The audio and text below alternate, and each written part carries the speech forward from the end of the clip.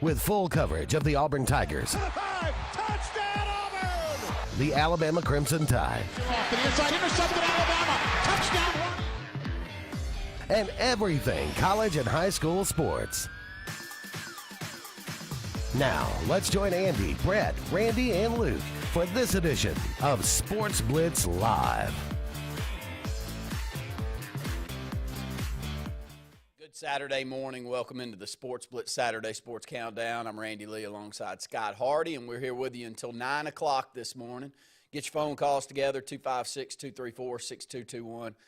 Scott, it's the summer, but in sports in the summer, you get a lot of news on recruiting. You've got a lot of 7-on-7 camps as well as camps going on at all the major universities out there. So there's a lot of news around players that are starting to get checked out, those that have been getting checked out, where they're going to end up. There's a lot of play dates going on at multiple high schools around the state as well. So you've got basketball, baseball, football. That's where I was going to start it.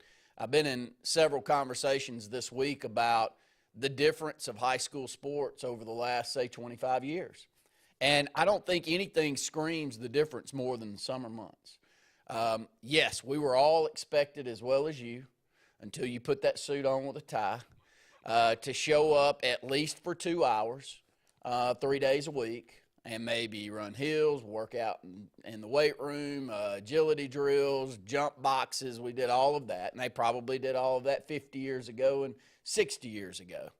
But the thing that we weren't expected was to show up from 8 to 12 to 1, and then maybe roll over and let's go play us about 10 or 12 baseball games in the summer, and then 10 or 12 basketball games in the summer. And how are you going to be able to corral all this schedule together and possibly maybe have a job in the summer, which I think's totally out of the picture now. But things have changed so drastically, haven't they, in a short period of time? They have, and I think back to the period when I was in school, which was from a recruiting standpoint was one of the best it's been at Benja Russell, the early 2000s, mid-2000s, and it was solely based on really just game performance. I think about some of the guys that we played with, and had they really had the opportunity to have the type of summer exposure, especially 10th, 11th grade year, probably could have seen some more. But I do think that that's just the way the game is going, and it's a good way for kids to get exposed. And there are people who think from a recruiting standpoint,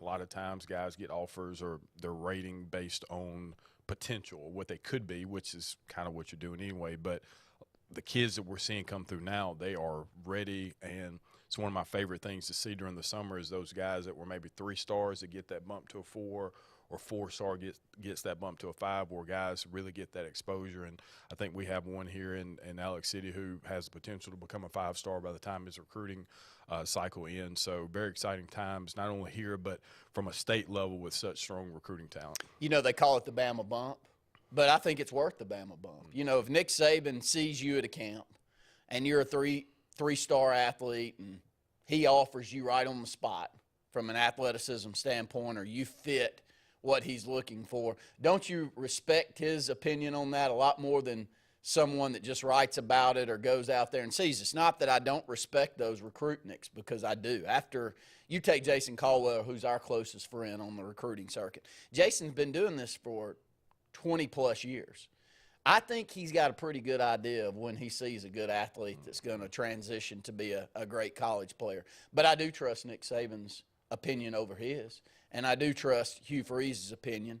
So I believe the bump is worthy of that when you get a major commitment like that. But, yeah, back to what you were saying, man, it's also great to have talent. I think back when you were in school, and I was just getting started broadcasting. And when you have a couple of guys like a Mike Goggins, that everyone's looking, maybe not everybody offers, but everybody's coming to check him out. And then you got 4 or 5 around him that maybe aren't all the way up to his caliber, but they're really close. And when you come, say Louisville comes and sees Mike, well, Culpepper's going to get offered a scholarship, because who's the defensive end over there at 6'4", 220 that's running a sub-4.8 40 that can really play when I turn the film on? Those are important things. So to generate those eyeballs out there is very important. I think a lot of kids are getting the benefit of that right now. Yeah, and, you know, as kids, it is a lot. I think if you're a multi-sport athlete, especially, your summer can be consumed pretty much with all things athletics, and for the most part, kids enjoy that. But there's a select few that really have an opportunity to go to the next level and possibly even beyond that. And so, while it may seem minuscule to say, they're just going to a 7-on-7, well, the caliber of athletes that they're also seeing are the same guys are going to see on the next level, or guys that you may run into later in the season. So I didn't know if this was a fad initially when it started. It kind of reminded me of travel ball, where it kind of seemed like a money trap. But and there's probably some truth to that. But at the end of the day, this gives an opportunity for kids, and I think it's important. What you said was maybe your fringe guys, your peripheral guys who just need someone to see them. And when you have strong talent on your team, it only attracts other people to come look at you. I think it only benefits as well, and it also screams the coaches that get it.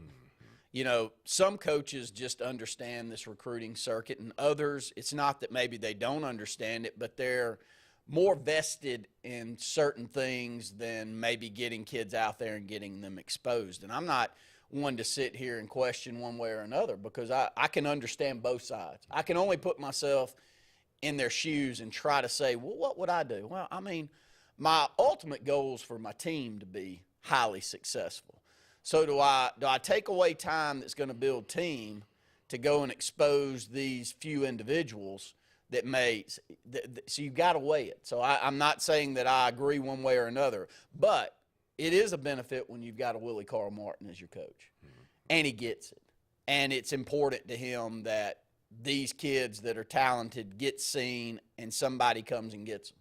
And I think, there's a lot of them around the state that are outstanding with this. I think Mark Freeman, of course, is outstanding, and I think parents and players understand how great he is at this over at Thompson, and they find their way to his program when they're talented. Not sure that I wouldn't if I was, the parent of a kid that was that talented. I'd be trying to find them. But we're lucky here in Elliott City that I think we've got a guy in Smitty Grider that gets it.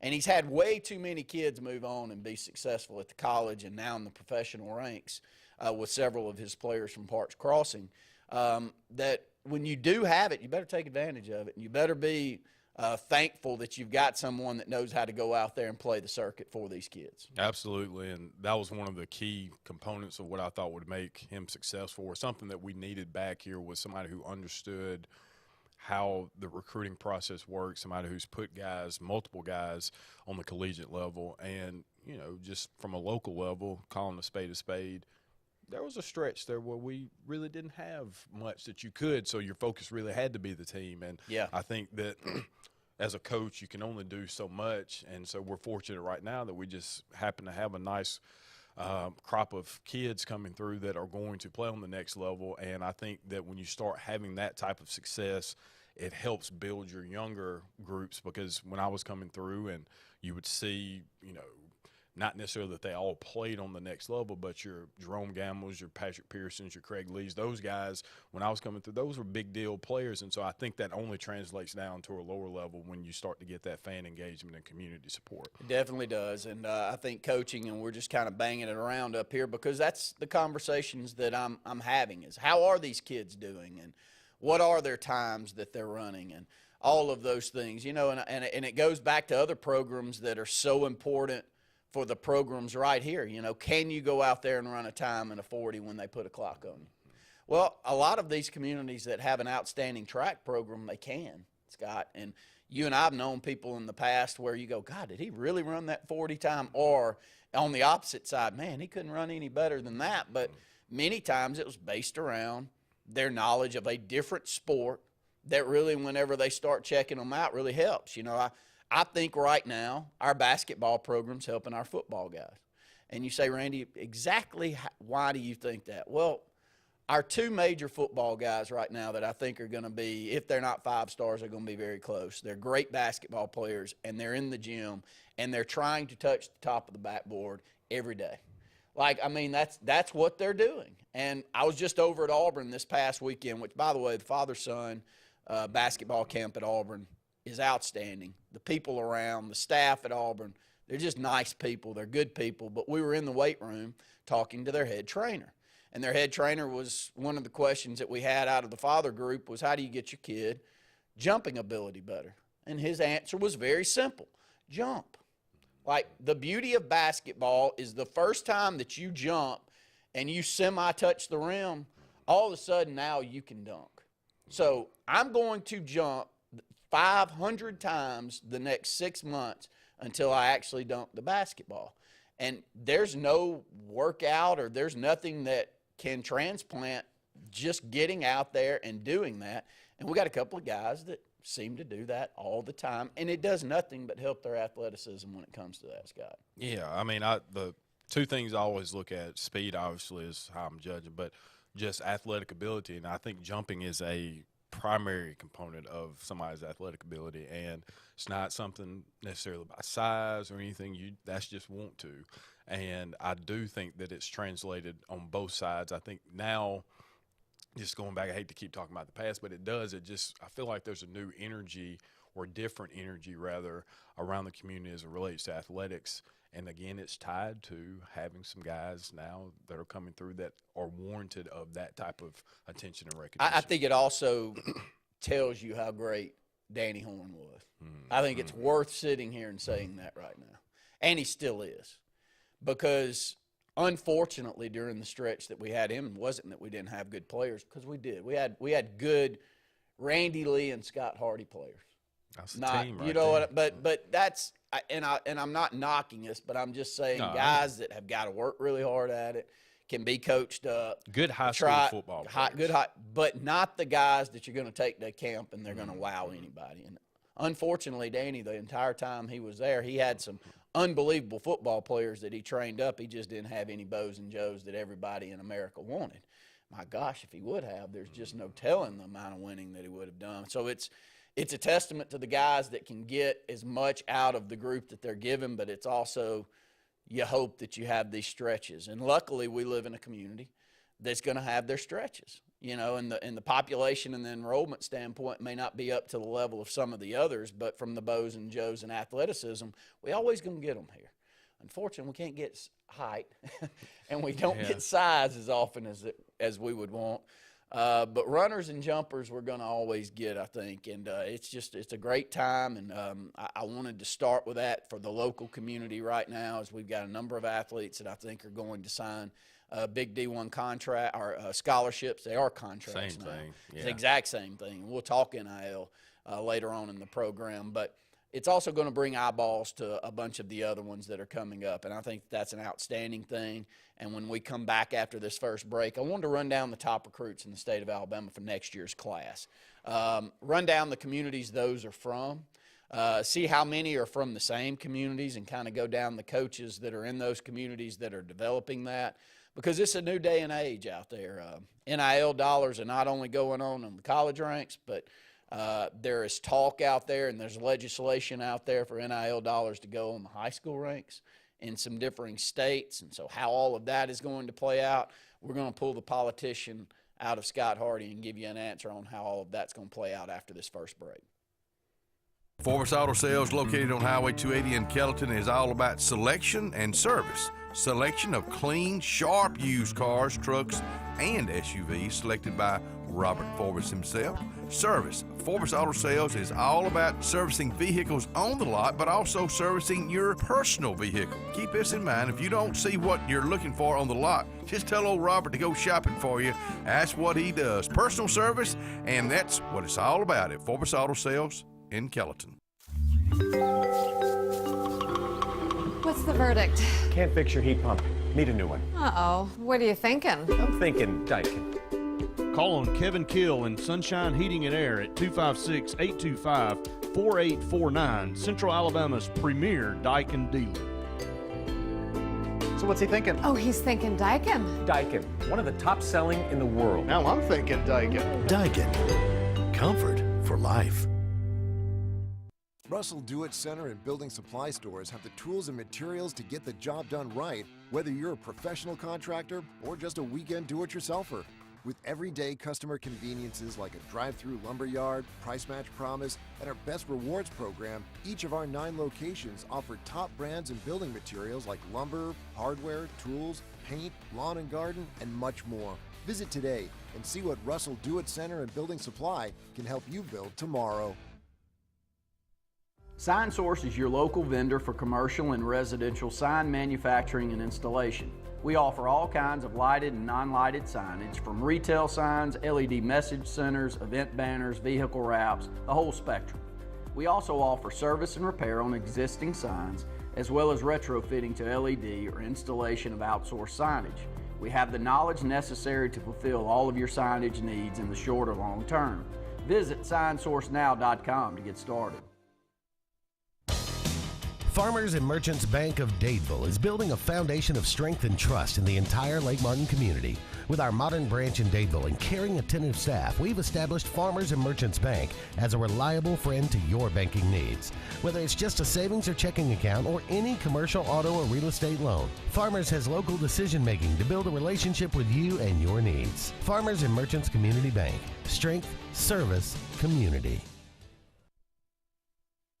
Hi, this is Brian Bice with Bice Motors. With our all-star lineup of Dodge trucks, Jeep, SUVs, and Chrysler cars, we offer the area a team dedicated to making your next vehicle purchase a positive experience. Our sales team offers competitive pricing, and we back up all sales with a service department second to none. Bice Motors also offers the area's best selection of pre-owned vehicles. Visit Bice Motors at 2133 Cherokee Road in Alexander City. Guaranteed lowest price. Buy it at Bice. Bice Motors.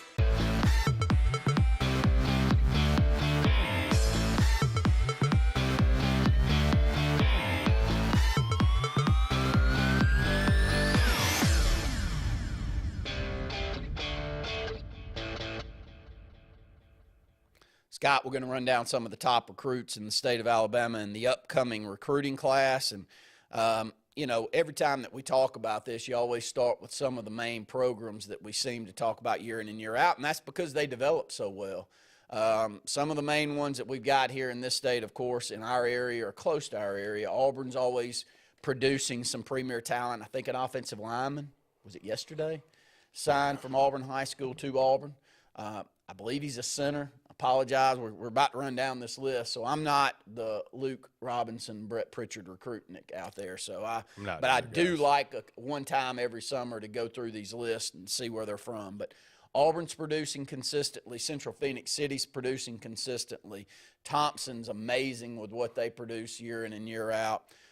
Hoover has always been one of those programs that some years they don't have premier talent, but they've always got 6 or 8 that are going to sign to go somewhere. And people just find their way to these programs, don't they? Yeah, excuse me. And rightfully so, when you see the type of success that these programs have had, and then their ability to get guys to the next level, if you have the opportunity to do so and the means allow, I think most parents are figuring out a way to get with them, and college coaches as well. Yeah, and so we're going to try to run down some of those. And, you know, we've had a number of commitments, so let's start with Auburn here. And recently getting out there and playing the game from an NIL standpoint has been important, but also from a standpoint of just showing Alabama and Georgia and the other competition that Auburn's up against year in and year out that they are willing to go out there and compete for the same caliber of player. That's been important, and it feels like there's been more conversations around positive momentum on the recruiting front than there has in years past. I'm just amazed at what has been able to be done in such a short period of time, and I think that we have someone in the head coach spot who's very eager and wants to prove some people wrong and validate the decision by Auburn. So recruiting is going to be a key component of that, and we're seeing it come to fruition now. I'm going to run down some of the top recruits here in the state and which high schools they're from, and maybe just give you an idea of where these players are going to end up going. It seems like a very, very good recruiting class for the state of Alabama in 2024. I think next year's class may be even more talented, as you got Ryan Williams down at Saraland, who consistently is a top 5 player nationally and the top player for sure here in the state of Alabama in next year's class. One of the top recruits that I think we're going to have come out of the state of Alabama probably. Everybody likes to go back to Julio Jones, but he feels like that type of talent when you look and you see what he does in track and field. And one of the top track and field athletes in the state is only a sophomore. He's not an old sophomore, so it's not like he's a 17 going on 18-year-old sophomore. This is a young kid that just is premierly talented, and he's got a legacy here at Auburn, so I'm sure that it's going to be a must-have for Auburn. But starting with the 2024 top recruits in the state of Alabama, and there's always all kinds of different lists out there, but we'll go down one right here. Cam Coleman, Central Phoenix City, wide receiver, almost 6'4", 185 pounds. Auburn hot and heavy, as hot as they possibly can be. After him, Clemson as well's in on Cam Coleman. Top-tier recruit from the receiving standpoint, and Hugh Freeze is really trying to battle when it comes to offensive players. Yeah, and I think that there's going to be a significant emphasis outside the offensive line position group. I think receivers we're finally going to get or have a coach who I think is able to recruit the caliber receiver we're looking for and then get the production that recruitment entailed. Great defensive back from Clay Chalkville High School and Jalen Mbakwe. He's heading to the University of Alabama. He's got length, is listed at 5'11", 170 pounds, but he's a speedster, can really move back there in the secondary, the number 2 overall recruit. Some services out there have him as the number 1 overall recruit in the state of Alabama. Jordan Ross is a big, long, lengthy defensive player for Vestavia, and Vestavia is back on the scene, Scott. They're gone for a while, but Vestavia is back, aren't they? I was going to ask you about that. I don't remember a time where they had so many eyeballs on them, especially from like a significant player standpoint. But all around this, their sports seem to be, their athletic department seems to be back to what we. Well, they went out there and they pulled in a Vestavia great in Evans. And he's back coaching it, and he knows the area. And I'm not saying that others haven't, but, you know, Buddy Anderson had a masterful run, and then Vestavia tried to go outside of the community and went over to Georgia and pulled in a coach for a couple of years, and things just didn't work out. But once they got Evans back and they started shoring up their boundaries, because let's be honest, when you're over in Vestavia, Mountain Brook, Pelham, Thompson, Hoover, all of those areas, such an easy move to move around and not play for certain programs. But when you develop your own, and Vestavia always seems to have their own, and you're able to develop them, you're going to get players like Jordan Ross. And Jordan Ross is a consensus 4-star, 5 stars on some of the circuits. Some of the numbers that you're looking, Georgia, Tennessee, Alabama still in on him. We'll see where he'll end up. I'd kind of be surprised at this point if he doesn't end up at Georgia. Perry Thompson, Foley High School. Auburn's hot on him right now. Had him in this past week. He's currently committed to the University of Alabama. He's a wide receiver, another good, long, lengthy wide receiver. So 2 out of the top 4 long, lengthy wide receivers. Perry Thompson, 6'3", 205. Nationally ranked the 32nd player in the country. Alabama does have his commitment, so Alabama's got 2 of the top 4 right now as commitment. Thompson's one that Auburn desperately wants, though, to add to that receiving corps. Yeah, and it's fun to be back in battles again and actually feel like you have an opportunity to get some of these kids that Georgia and Alabama may be interested in. DeMarcus Riddick, Scott and I have seen him up close and personal a number of times. He's a linebacker at Chilton County High School, 6'2", 210 pounds, eye-popping athlete on the basketball court. Got great physical build already, can jump out of the gym, seems to, you know, from a standpoint of the way that he carries himself out there on the field, I'm really impressed with him. But DeMarcus Riddick's currently looks like it's going to be Georgia, but Auburn's still in on him, and he's still actively taking recruiting visits. So DeMarcus Riddick's one that everyone here would like to finish with, too. Another Alabama commitment over at Parker High School, and Jeremiah Beeman. Beeman's a defensive lineman, 6'3½", 250 pounds, consensus 4-star.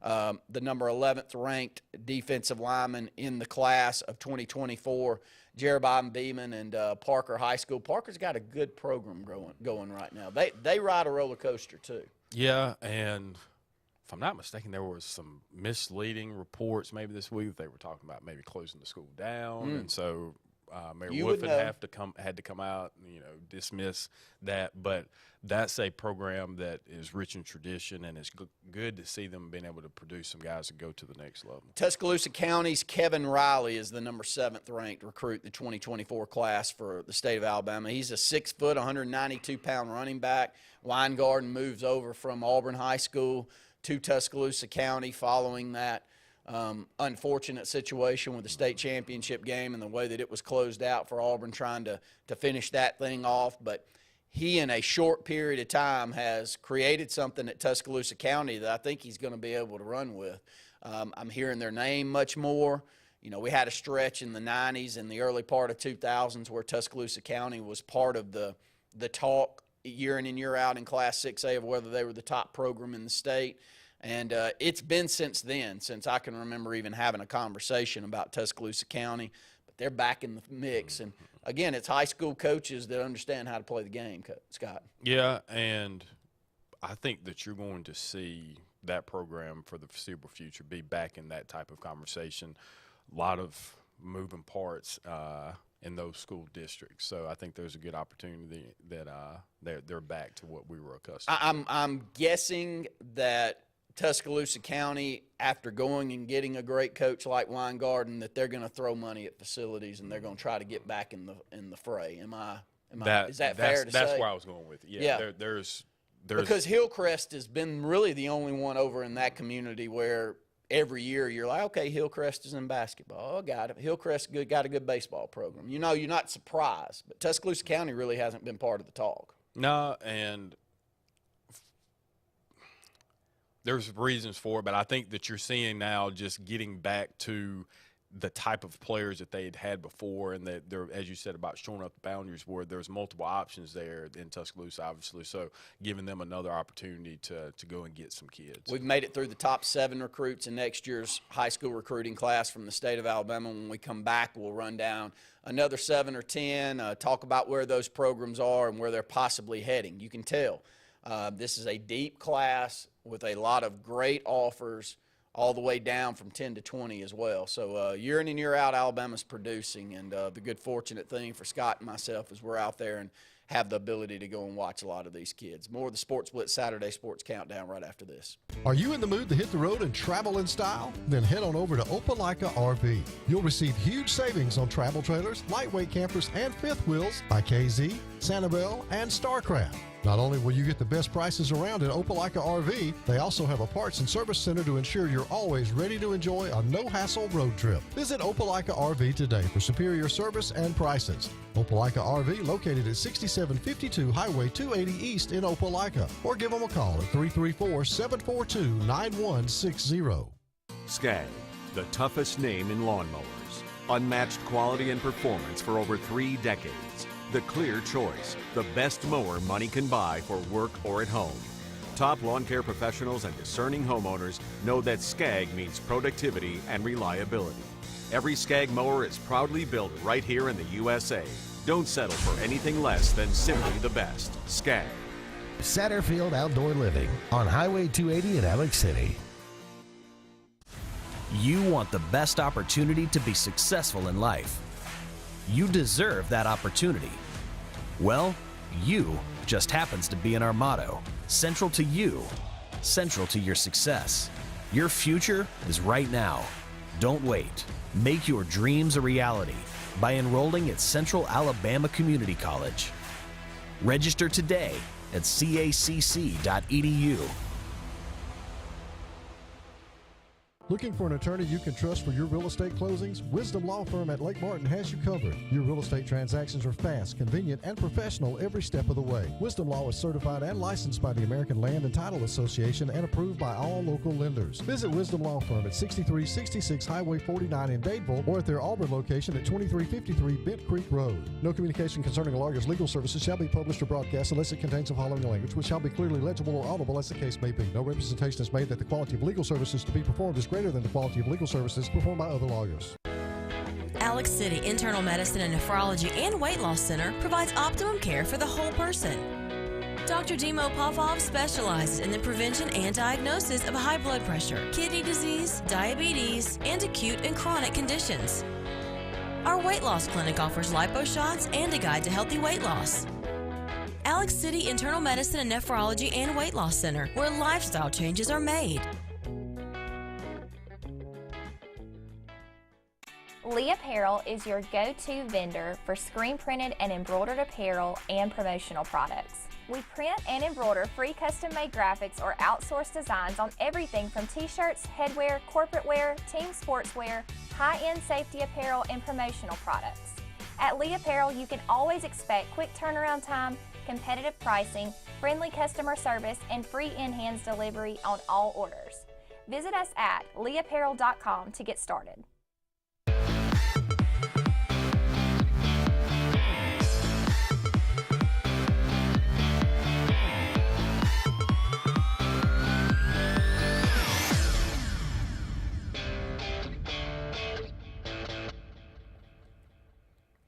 Welcome back into the Sports Blitz Saturday Sports Countdown. We're running down the top recruits in the state of Alabama for the 2024 class, where they possibly are ending up, even though some are committed to colleges out there, Scott. There's always moving parts all the way up to signing day. We've seen some very interesting ones in the past years. You know, I'll never forget, I think one that I tell the best story on is our good friend Luke Robinson was interviewing T.J. Yeldon at a Alabama-Mississippi All-Star game several years back, and he was committed out to Auburn, and this was on a Saturday, and Luke got an interview with him, and he said all the right things and all the things that you would want to hear if you were an Auburn fan, that meant T.J. Yeldon was going to end up playing for Auburn, to Luke, who's an Alabama fan that he knew was an Alabama fan, because Luke made sure to tell everybody exactly who he was for while he was up there. And Luke, I'm sorry if I'm wrong with that, but I think that really is the way that Luke was, you know, pushing that out, trying to go both ways. He does a great job of not necessarily just swaying everything towards Alabama when he's out there covering high school sports. But back to my point is he said all the right things on a Saturday, and then I think on a Monday or a Tuesday he flipped his commitment. So you see it a lot. Things can happen, and probably even more crazy things can happen now when you throw NIL in the mix, doesn't it? Yeah, I mean, I don't think you can – I think this is why the early signing period actually is probably the best thing for some of these programs, is that, you know, anything can change when you have money involved. And so what was yesterday's price isn't necessarily today's price, and we've seen that happen. And so you could imagine somebody like a Reuben Foster during his time and what an NIL situation would have looked like. As crazy as that was, how crazy it could have been. So I think that we're just seeing the threshold of what could be as it relates to some of these crazy stories on the recruiting trail. It's just so important that you land these key guys, and people may think that it's crazy, but you're just not a college football fan if you think it's too crazy to be doing. You know, you better go out and get you a guy that's willing to play the game and learn how to play it as well as he possibly can. And luckily at Auburn right now, I think we've got three guys at our three major sports that can play it as well as anybody out there when given the opportunity. And when you have that, man, you just got to count your blessings, because there's a lot of times as an Auburn fan we haven't been able to say that. Back to the top recruits, though. We made it through the top 7. Let's move to number 8, and there's Hoover High School. First one between Thompson and Hoover that we see here in the top 10 is Bradley Shaw, 6 foot, 218-pound linebacker, 4-star. Alabama's hot and heavy after him. Notre Dame also after Bradley Shaw. And Hoover does it most of the time better than anyone on the defensive side of the ball. Is that fair to say? It is. Even when all these years we've been covering, they may not score a lot of points, but giving up a touchdown a week basically is always been their thing, and he seems to be a reflection of that as well. Joseph Phillips, a commitment to Auburn here this week, a big get, 6'1.5", 235-pound thumper from Booker T. Washington over in Tuskegee. It was a must-have, it feels like, for Auburn. They did everything that they could to get this commitment. I know Georgia was really wanting Phillips and was hot after him as well, so Auburn getting the commitment from Tuskegee's Joseph Phillips this week. Sterling Dixon's the 10th-ranked recruit in the state of Alabama. He's at Mobile Christian, our good friend Justin Mosley's alma mater. He's committed to Alabama. He's a 6'2", 205-pound linebacker. And see, we're way down past 10, and you're still seeing Tennessee, Georgia, Alabama. when you're in a small state like the state of Alabama and you get 15 to 20 down and you're still seeing Alabama offering kids, man, you're in a deep state as far as recruiting goes. Yeah, and as you said, from a per capita standpoint, maybe outside of Georgia, there's nobody putting more kids out into the collegiate programs in the state of Alabama. Definitely not. Number 11th ranked recruit in the 2024 class, second one from Clay Chalkville here, Jaquan McCoy. He's a 4-star, 6'8", 340-pound offensive tackle. Looks like he'll end up at Oregon if all things hold right now. Traverse Banks from Hillcrest, Tuscaloosa. So we've seen a couple of Tuscaloosa area kids here. He's a safety, a big, strong safety at 6'1.5", 196 pounds. Tennessee and Alabama hot after him. Jamarian Burnett, Fat Burnett from Andalusia High School, kind of closed down his commitment this week. Will be going to Auburn, 6'1", 230-pound, big back from Andalusia that has had a very productive high school career. Yeah, what we think of when we think of Auburn running backs, and I think that's what he brings to the table. His numbers have been impressive, but just the size and athletic ability is something I'm excited about having. Since Keith Etheridge moved on from Leeds High School, haven't seen quite as many top-tier recruits coming out of that community as we saw during his stretch while he was there, winning 4 or 5 state championships during that stretch there. But Kavion Henderson is from Leeds High School. He's a defensive lineman, 6'1.5", 250-pounder, currently committed to Arkansas. So big get for Arkansas. Mario Craver, another Clay Chalkville. So 3 of the top 15 athletes in the state this year over at Clay Chalkville High School. He's a wide receiver. He's a speedster, 5'9", 150 pounds. Auburn hot and heavy. Alabama still in on him as well. Amon Lane from Moody High School, from the Alabaster community, but going to high school over at Moody.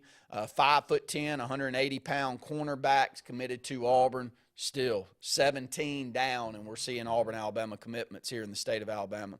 Anniston High School's Jaden Lewis is a 5'10", 165-pound corner. Currently, Auburn seems to be in the lead to get him. The 18th ranked recruit in the 2024 class, Baker High School's quarterback Josh Flowers. Mississippi State looks like they've got the lead on him. Down to Benjamin Russell, first time that we'll see a Benjamin Russell player on here in quite some time. That's Malcolm Simmons, the 19th ranked recruit in the state, 6 foot, 170-pounder. Looks like a lean to Auburn right now. Malcolm's getting a lot of love from a lot of other schools as well. From an athleticism standpoint, you're not going to get one any better. From a leaping and just sheer eye-popping athleticism, Malcolm brings all of that to the table. He does, and I think that he's one of those guys that will benefit from some of the 7-on-7 camps. Obviously had some name recognition coming into last year, but with what was going on with our head coaching position, we're a little late getting involved in some things. But I think now here's a good opportunity for him to emerge as getting some additional offers for some high jump, long jump, triple jump, state champion in all of those events in track and field this year. Really has outstanding leaping ability. He's got good strength. Coach Grider talked with him this past week, and he talks about things that you and I probably don't check out, but he was talking about strength of hands that Malcolm has when the ball is thrown near him. He's able to outpower corners and safeties that are going after the same ball, and we kind of see that with him in basketball. You know, I'm not surprised to hear that from Coach Grider because he plays so hard. You know, when I watch basketball, the thing I probably enjoy the most, I like to see a great shooter, but I love seeing guys that don't seem to get tired and defend. I mean, and not kind of defend like actively hands in you defending. And Malcolm does that on the basketball court, and that tells you what type of competitor somebody is to me when you're willing to defend on that side. Yeah, and he's just relentless, and he never gets tired. No matter the sport, no matter what it is, he's energized a bunny, and just his energy is always at 100, and it translates well on the football field. But if you just watch him just in a pregame or just in a timeout, just the crazy stuff he does there. Like I think it was maybe Clay Central last year, threw the ball, or 2 years ago throws it across the sideline. And basketball, he does all kind of crazy stuff. He can punt the ball 50 yards averaging. Like he could, if nothing else, he could be an all-state punter, second team all-state this season. So I think there's a good opportunity for Benjamin Russell to have some things to be proud about this fall. 256-234-6221 is our phone number. We've made it down to the 19th ranked recruit in the 2024 class here from the state of Alabama. When we come back, we'll run down one more segment of recruits here in the state, and you'll still see Auburn, Alabama, Tennessee, Kentucky, many still in the mix for all the way down to the top 30th recruit here in the state of Alabama. It's going to be a great class. Should be a great high school football season. Scott and I look forward to getting out there and covering it. Looking to sell your car, truck, or SUV? Look no further than King Honda. As a local family-owned business, we're committed to providing you with the best service and value. Nobody pays you more for your vehicle than King Honda. You've trusted us for generations. You can trust King Honda to give you top dollar for your vehicle, whether you buy from us or not. Trust in our time-tested tradition of excellence at King Honda. Visit King Honda today and get top dollar for your vehicle.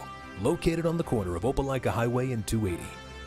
Hi, this is Brian Bice with Bice Motors. With our all-star lineup of Dodge trucks, Jeep, SUVs, and Chrysler cars, we offer the area a team dedicated to making your next vehicle purchase a positive experience. Our sales team offers competitive pricing, and we back up all sales with a service department second to none. Bice Motors also offers the area's best selection of pre-owned vehicles. Visit Bice Motors at 2133 Cherokee Road in Alexander City.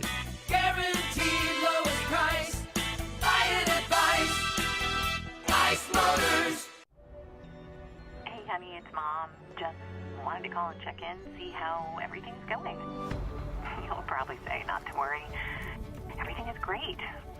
But we miss you. I'll call you back later.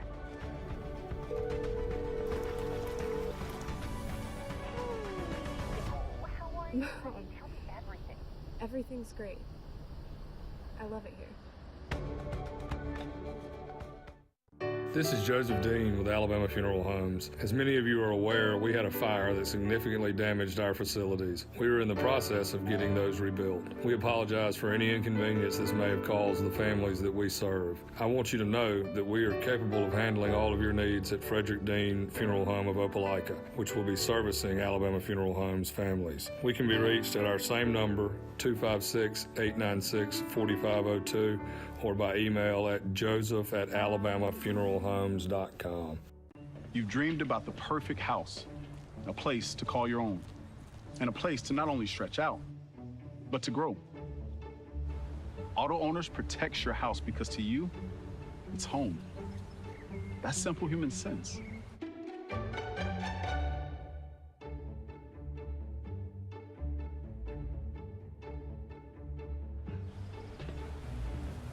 Happy to help, man. I was just over there talking to myself anyway. Frontline Outfitters provides all your aftermarket parts for your cars, trucks, and as well as your professional tinting solutions for auto, residential, and commercial buildings. Frontline Outfitters also handles vinyl wraps, spray-in bed liners, truck accessories, LED lighting, paint correction and detailing, and much more. Make sure Frontline Outfitters of Alexander City is your first call for tinting and aftermarket solutions. Call us today, 256-409-8100.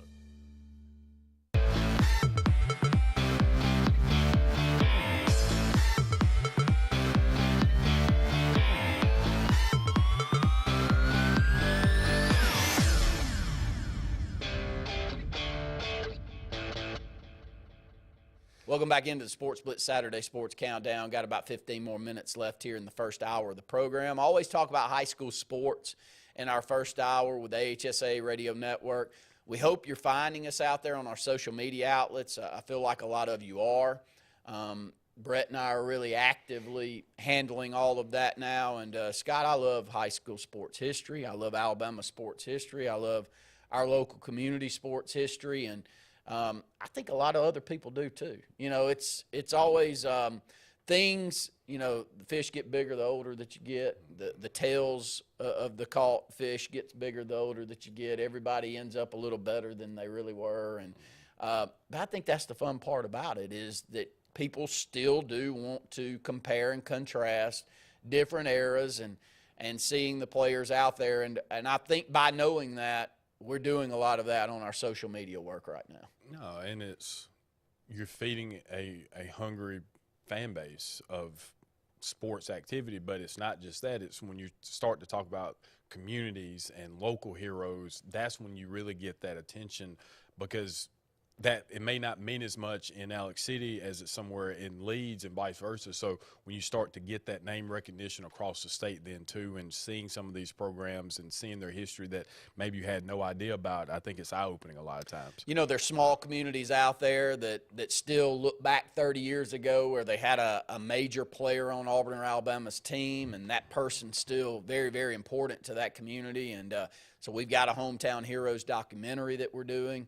Got a lot of talks on some new programming that we'll be bringing to you in the upcoming year with some other outlets out there. And so it's enjoyable time, but we would love to hear from you. The reason I bring all of that up is if you have topics, players, coaches, programs that you feel like we should cover that we haven't covered up to this point, we need to hear from you. 256-234-6221 is the way you can call us. We're on air all the time. Auburn Blitz 5 days a week, 12 to 1. Sports Blitz a couple of times a week, 7 to 9 on Tuesday night and 7 to 9 here on Saturday morning. There's a lot of opportunities on our social media outlets to pass that along. So your thoughts. I want to bounce around a few that I saw this week, Scott, and just kind of get your thoughts on a couple, and then I'll go back and close out on that final segment with some of the recruits. So high school football. You've been doing this for almost 20 years. You're getting really old. Name off some of the best players that you can remember covering and seeing over that last 20 years. Jameis Winston. What about Jameis Winston made him that good to you?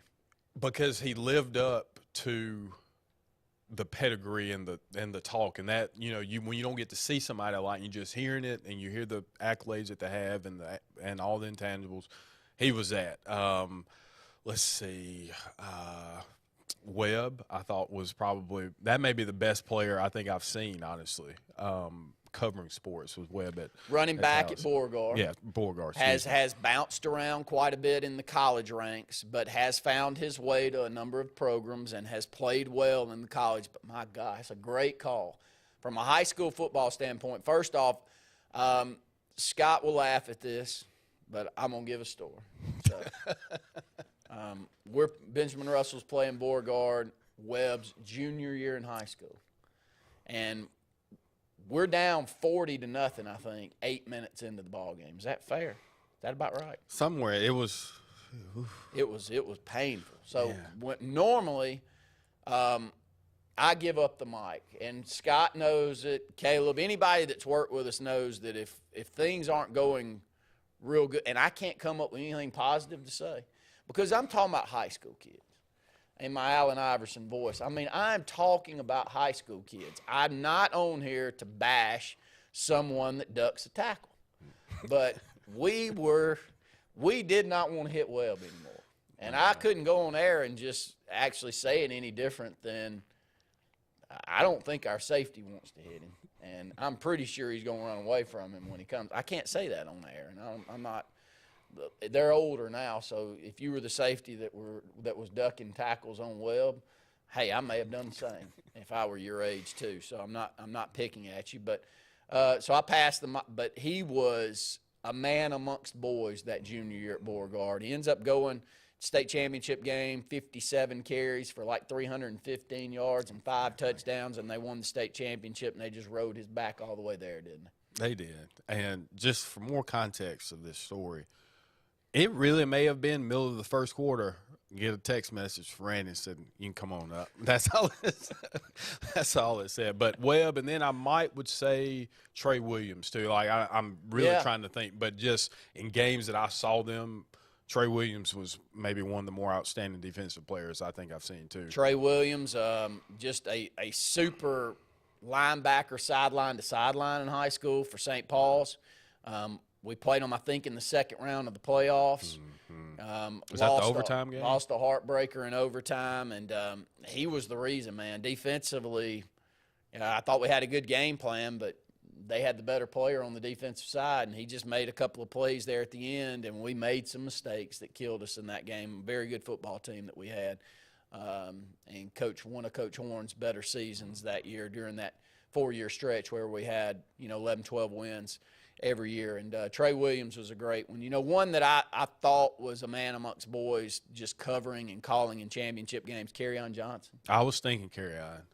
And so just from an accomplished standpoint, yeah, that may be the guy that we've been doing, maybe the most accomplished player we've seen during our time, but he was everything. He was. He was at Madison Academy, offensively, defensively. That last year in championship game, wherever he touched the ball, he was going to score. He made it look that easy. So he's one that I would also add to the mix right there. There's been a lot of great ones that we've had the fortune of getting out there and covering. From a basketball standpoint, is Phylon the best one you've seen so far? Yeah, and I was about to say, I know it's recency bias, but I've been doing it not as long, but about a decade almost, and I've never seen anything like it on a high school floor. I mean, it's unreal. It's like going out and watching somebody play at Rucker Park and just lighting it up, and he's that. He can pull from three, from half court, or he can go lay it up or dunk on you. Like, he is somebody that I think is probably the best basketball player I've seen. And then there's guys that aren't necessarily big-time recruits, but just basketball players. Carr at Auburn, too. I think was one of my favorite guys to watch play. Maybe not the best, but one of my favorite guys to watch play. So just now I know that's more recent, but those earlier years that I was a part, there really wasn't a lot. Jeremy Johnson was pretty decent in basketball, too, but not what. Not to the level of what you're seeing right now, you know. And Carr, I think he's going the JUCO ranks. Mm-hmm. Maybe Sneed. Maybe Shelton, I think. Maybe Shelton. Yeah. So he's good. 5'9", 5'10" is probably the only thing that kept him from a big time college offer. But yeah, he's a very good player. But yeah, Phylon, really good. How were you already calling when Moon came through at Coosa? I was not. Now he would. Now, how good of a scorer was Xavier Moon in high school? He's better than Phylon as a scorer, and that's saying something. But just as good as any of the Coosa teams you could ever think of, players, just pure scoring. I don't think they've ever had anybody. I don't think we've seen anybody locally either that could fill it up like that. I mean, and Jamario was a stud. I can remember coming through and seeing Jamario, but nothing like this. I don't know. There's some guys that I think about that maybe were some one-offs, but just generally speaking, I don't know. Moon's pretty dang stout. He really is. It really makes you scratch your head. I know we're up against the break, but it makes you scratch your head on the Harpers and the Browns and the Coopers and the Xavier Moons and those type of players that they can't make it up to the NBA consistently because you'll watch them go to the G League. McClung. Mm-hmm. You know, you'll watch him go to the G League and you're like, that cat's averaging almost 30 a game. You know, I know he's not playing against chump change. How can Harper not stay up in the NBA? How can Cooper not, who's leading the league in scoring, I think he's averaging 29 points a game, not stay up? Xavier Moon, how in the world, every time I see him up in the league, he's knocking down shots. I mean, everywhere he goes, it's crazy how good you really have to be to stay up in that league, I think is the answer I'm giving. 100%. Also, Frankie Sullivan. I'll say that from a high school standpoint. Yeah. That was a good one too. But I mean, you know, we got to cover, you know, Cousins and Bledsoe, but I'm not counting that necessarily. Just from an entirety of watching somebody play, those are some of the guys that come to mind. But Phylon, I think, is maybe the best basketball player, high school basketball player. He's still got another year. Probably going to be a 2-year Mr. Basketball here in the state of Alabama. He's on the summer circuit right now. I know that he's in a tournament over there in Hoover that he's been in all this week, and so he's as good. And where does he end up? Who knows? I mean, Auburn thought they had him, and I still think that it's a crazy stat that Auburn has never signed a Mr. Basketball in the state of Alabama. It's a wild stat, isn't it? Yeah. We've got some good ones out of the state, but we've never signed Mr. Basketball out of the state, and Phylon would have been the first. And I'm sure we're still in on him and see if we can close the deal there. But NIL is going to be a big story, and I hear there's some other things going on there that may be part of the story too. But we'll go ahead and take another break. When we come back, we'll finish out 20 to 30, the top recruits in the state. Love to hear from you. Who you've seen out there as the best high school football or basketball player that you've seen over the last 25 years. Ladies and gentlemen, the story you're about to hear is true, and the names have been changed because Brubaker Motors has sold to Sons Automotive. You heard right. Brubaker CDJR is now Sons Chrysler Dodge Jeep Ram of Montgomery. Furthermore, Sons Automotive is a family business with dealerships throughout the Southeast. The name Sons Automotive is synonymous with trust, and they care about the communities they're a part of. They're excited to serve the River region, and in the interest of justice, you will be served a sentence of big savings. Sons CDJR of Montgomery, family owned, family driven. Whether it's Lake Martin, Lay Lake, or Logan Martin, boaters from all over the state of Alabama come to Alex City Marine, just off Highway 280 in Alexander City, Alabama, because it's worth the drive. With the best deals on unbeatable Suzuki outboards, Manitou and Landau Tritoons, and a great pre-owned inventory while they last. Alex City Marine is the pros the locals know. And no matter where you're from, when you're here, you're local to us. Alex City Marine, just off Highway 280 in Alexander City, Alabama. AlexCityMarine.com. You don't have to ask who, what, or why. Who's Diner is the go-to place for breakfast, lunch, and dinner. Conveniently located at the corner of Highway 22 and 280 in Alex City. Who's Diner offers the best meals and the best deals in town. Try our fresh, made-from-scratch pancakes, chicken salad, Philly cheesesteak, or the Who Burger. It doesn't get any better than who? Who's Diner, of course, on the corner of Highway 22 and 280. Who's hungry? The same professionals you've trusted with your urgent care is now your primary health provider. Main Street Family Care. We provide annual physical exams as well as monitoring health conditions such as high blood pressure, diabetes, asthma, and more. All major insurances accepted, Medicaid, Medicare, and have self-pay options to accommodate everyone. See us at Alex City, just across from Walmart. Your care is our primary concern. Main Street Family Urgent Care. Heal better, feel better fast. Coastal Construction Design is the area's storm specialist experts and offers free roof inspections absolutely free to assess your needs. Their roofing experts get your home or commercial needs handled from start to finish. They have worked with all major insurance sources for decades, and they are permitted and approved for Lake Martin. Coastal Construction Design also handles exterior restoration, including siding and gutters. They are also a GAF certified contractor. Visit coastalconstruction.pro or call 251-215-3429. Coastal Construction Design. All things roofing from start to end. There's nothing like a brand new truck. From Sarah Automotive, new Honda Ridgelines from $349 a month, Ford Rangers from $357 a month, and Nissan Frontiers from $379 a month. One of the largest truck selections in Alabama. Plus, you get a lifetime warranty, no charge, engine, powertrain, and more. There's nothing like a brand new truck. From Sarah Honda, Sarah Ford, and Sarah Nissan, serving Alabama since 1981.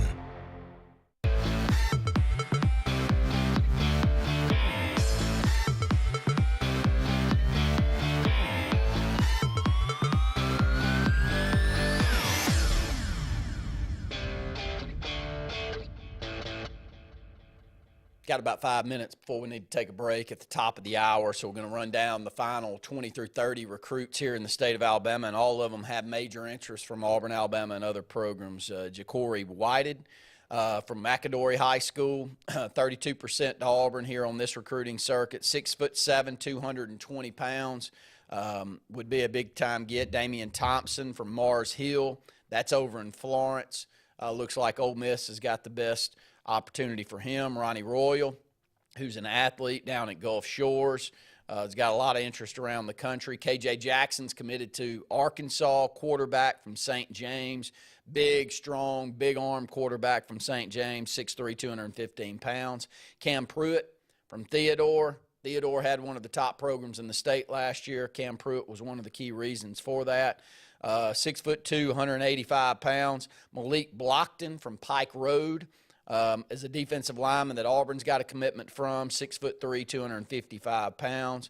Red Morgan, another Phoenix City player, 5'11", 175 pounds safety. Florida State looks like they're in on him. D'Angelo Barber makes about the 14th out of 20 players from Clay Chalk. I'm just kidding, but out of the top, I went all the way down to the top 50. I think Clay Chalk's got 7 of the top 50 recruits here in the state. That's not a massive set. It's not like if I were to tell you Auburn High School had or Hoover High School with their enrollment numbers, had 6 or 7 in the top 50. You go, well, I mean, my gosh, makes sense. They got 2,300 kids to choose from in the top 3. But Clay Chalk was a 6A program. I think they're one of the largest 6A programs, but, man, they got 6 or 7 in the top 40 recruits here in the state. That's a wild number. It is, and that senior class really is part of that group. So these guys are the group that really kind of elevated the program to what we're seeing now. So they've been in it 4 and 5 years now. So 7 players, though, that's pretty stout for a size of school. Jamari Paynes from Lochapoka High School. He's the 28th ranked recruit. Looks like Troy would be where he'd end up. Caleb Harris from Thompson. I think that's the first Thompson High School kid in the mix. If I'm checking this out, Auburn's showing high interest in him. He's a safety, 6'1", 190 pounds. And Isaiah Faga from Phoenix City, he's a 6'2", 285-pound defensive lineman. Utah looks where he'll end up. So that's the top 30 recruits here in the state of Alabama in the 2024 class. Still interest from Alabama, Tennessee, Auburn, all the way down in those rankings. That feels like year in and year out. That's the story now, Scott. Absolutely. And as you said, to be that far down, and like when you start getting into 25, anything outside of 20 really, you're in the 3-star range. And so we're still getting that caliber of interest from those types of schools. So lets you know, even though the star isn't what you would equate with a big-time player, they're guys that are coming from the state of Alabama, and other college programs recognize that. Real quick before we go to break, players in your community that you see on a Friday in, Friday out basis that you think deserve more recognition than they're actually getting. It happens every year. Look, I mean, there's kids every year that heading from their junior to their senior year just haven't been seen as much as some of the others, and they make a huge leap throughout the year from a size standpoint. I mean, we've heard of kids grow 5-6 inches in a 6 to 8 month cycle. So, I mean, there's no comparison to some of these kids with the growth level that they're able to get. You know, we got one here in Ellick City that I don't think gets as much acclaim as he deserves, and that's Gabe Benton, our quarterback. 6'3", 209 pounds, ran a 4.68 40 over at Alabama at the camp a couple of weeks ago. Easily throws the football down the field 60-plus yards. The reason that our numbers are what they are is because we've got a quarterback that can find these great athletes that we have. Off the charts from an academic, way he carries himself, intellect, all the other superlatives you can get for a 3-star kid. I'm confused on why Gabe doesn't have the offers. I think that many of the programs like Auburn and Alabama get in on certain quarterbacks really early, which don't leave any really available spot for them, even when he shows up to your camp and puts on a show. But he'll lead Benjamin Russell with every single quarterback record from a passing standpoint that we've ever had, and it won't be close. We will have those numbers by the end. Unfortunately, in a lot of the communities, including ours, we don't do a great job of keeping up with stats. Like, who's the all-time leading rusher here in school history? I don't know. I promise you, if me and you don't know, nobody else knows. But we will have a number for Gabe. I'm committed to having a number for Gabe at the end of this year because he'll be creeping up on somewhere between 8,000 and 9,000 passing yards during his high school career as a 3-year starter. We may have someone that's thrown for 5,000. I'd have to go back and really check and see. I'd be shocked if we not had with anybody coaches with names Lazenby, Savory, No. You didn't do the throwing Horn. that you do now. But hopefully Gabe ends up at a great place. Scott and I were talking about it during the break. I'd love to see a Vandy or a Georgia Tech or a Duke or someone that can take advantage of his academics to go along with his play out there on the field. But that's just, that's wishful thinking, and maybe that'll all work out. But we'll go ahead and take a break. When we come back, hopefully we'll take your phone calls and we'll move around, talk about some other things going on in the world of sports. Now at Glenn Smith and Opelika, GMC Sierra Crew Cabs discounted up to $10,500 off. GMC Terrains up to $4,750 off. And Buick Enclaves up to $5,000 off. Shop online anytime at glennsmith.com. That's GLYNN Smith.com. Plus, no payments for 120 days at Glenn Smith Buick GMC. Over 250 new and used vehicles on the lot or on the way to Glenn Smith and Opelika. Get ready to smile. The Alabama Slammer. It's a popular drink at parties, but drink too many and you'll wind up in this Alabama Slammer. And if you drink and drive, get ready for a real Alabama Slammer. If you're involved in a crash where a driver's been drinking, you're 4 times more likely to die. Drive safe, Alabama. A message from your Alabama Department of Transportation. There's only one clear choice in the Lake Martin area for plumbing, heating, and air. That's All Clear Plumbing and Air. Our professionally trained technicians offer full service repair and installation on all major brands. From drips to water heaters, thermostats to entire air conditioning and heating systems, and everything in between. Our fast, reliable, and guaranteed top-notch customer service will keep you informed and up to speed through the entire process. Call us today or look for us on Facebook and Instagram at All Clear Plumbing and Air, 256-496-2056. License number 19172. If you haven't been to Big B Barbecue in Alex City, then you're missing the best barbecue around. Big B has everything from the best pulled or chopped pork, chicken, and beef to cheeseburgers and grilled chicken salads. Bring your friends and family out for a great dinner and sit outside on our beautiful patio, or sit inside and enjoy your meal by the fireplace. So come in and join us and enjoy the best barbecue in the area only at Big B Barbecue, located on Highway 22 West in Alex City. Hi, this is Jimmy Gorey at Gorey's Furniture. Come join us for the madness of March. Come join us here at Gorey's Furniture. Make a purchase, shoot from the line, 5, 10 to 15. That's % discount off your total ticket. So come join us. Let's have some fun. Everyone's a winner. Everyone will save. Come join us for the madness of March, and that's only at Gorey's Furniture. Hi, this is Brian Bice with Bice Motors. With our all-star lineup of Dodge trucks, Jeep, SUVs, and Chrysler cars, we offer the area a team dedicated to making your next vehicle purchase a positive experience. Our sales team offers competitive pricing, and we back up all sales with a service department second to none. Bice Motors also offers the area's best selection of pre-owned vehicles. Visit Bice Motors at 2133 Cherokee Road in Alexander City. Guaranteed lowest price. Buy it at Bice. Bice Motors.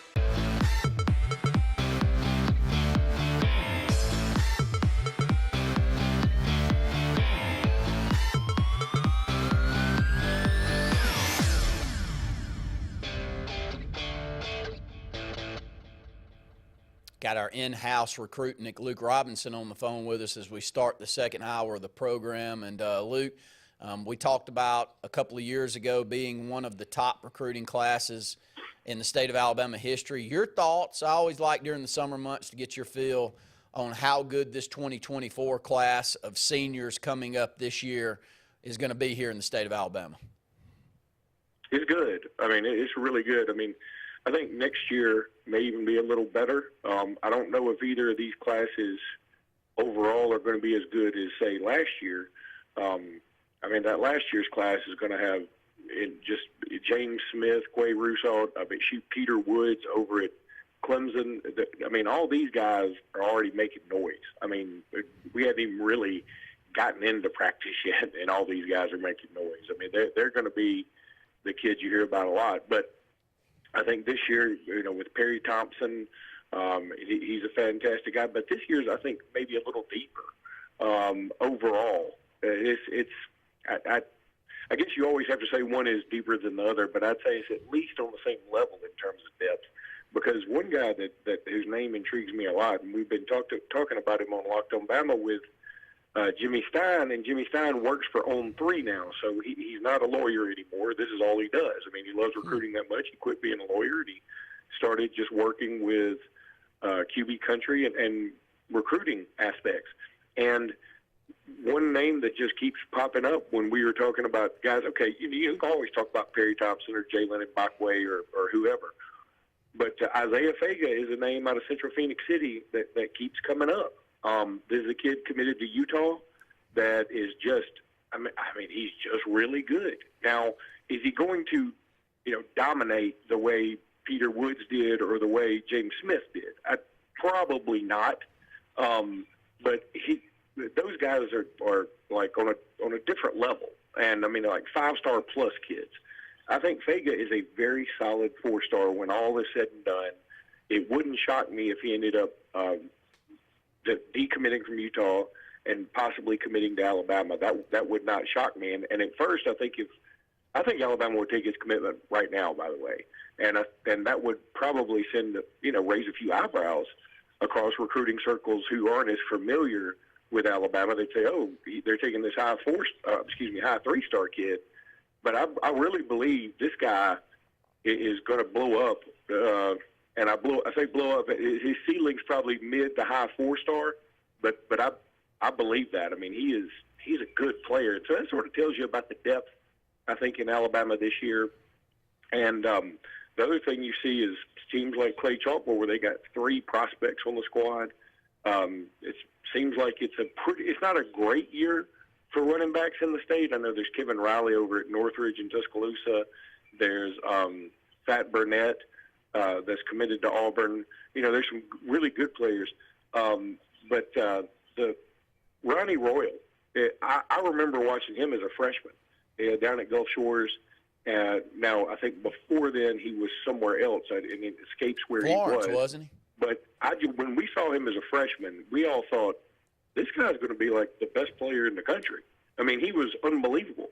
And I think he still is good, but that was one of those cases where, okay, he sort of blossomed before maybe some of the other kids in his class or even the class above him have really found their way. And Ronnie Royal has just been so good for 4 years now. I think he also dealt with an injury one time, which may have held him back. But when somebody is so good at 9th grade, you expect them every year to get that much better. And he may have found his ceiling when he was in 9th grade or closer to his ceiling than some of these other guys like a Fat Burnett or somebody like that who are now passing him on the rankings. It doesn't mean they're not good. I mean, I think he's really good, but it's just interesting that you said the name Ronnie Royal, and I don't even really think about it anymore. And 3 years ago, I was thinking, God, this is a guy Alabama's got to get. And it looks like, at least some people believe, he may wind up playing in the ACC somewhere. Isaiah Fega, we mentioned him. He was the 30th ranked. And I'm on 3, by the way, here, Luke. But Isaiah Fega, the 30th ranked recruit by this service in the state of Alabama. And heavy interest. When I keep going down, and I said that a little bit earlier, you get 30 down and you still see Alabama with interest in some of these players, and that's saying a lot with the way that they're recruiting at the top of the country year in and year out. Name off and just give us some of your thoughts on some of the in-state guys that Alabama has committed currently and your thoughts on each of those. I like Alabama's class so far. It's not going to be heavily rated right now as, say, last year, and there's some folks that, again, are bringing that up, but I think you just got to give it a little bit of time. I mean, Alabama's class is going to be very, very good again. I don't think there's any doubt about that. I just don't ever worry about it when Nick Saban is running the show in that aspect. But looking at Alabama's class right now, the first thing that comes to mind isn't an in-state guy. It's Julian Sayin out of California, who just won the Elite 11 this past week, but I'll leave that alone for now. Jeremiah Beeman out of Parker is a defensive lineman that Alabama loves. At first, it felt like they were they were sort of like keeping him on the back burner, it felt like maybe for a minute. But then I think he came to camp and just showed out, and Alabama loves him. Alabama loves Sterling Dixon. Those Mobile guys, if they're really good, they can be such a Pied Piper for more Mobile guys in the future. And I think Sterling Dixon is somebody that has a huge reputation down in Mobile, as does Perry Thompson out of Foley, he's not Julio Jones, but he's probably as close to a Julio Jones type receiver that we've seen in this state since Julio Jones. That's kind of a big deal. But really, those are the only ones Alabama has committed in the state of Alabama right now, are those three guys.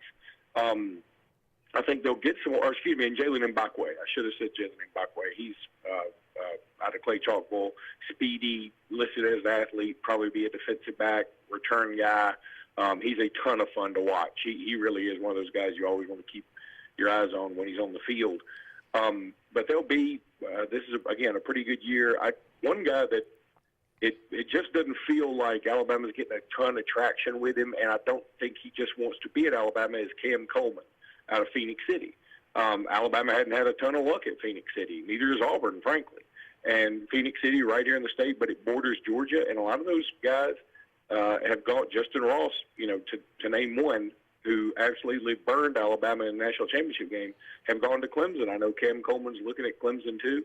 Auburn's on his list. He's been to Auburn a few times.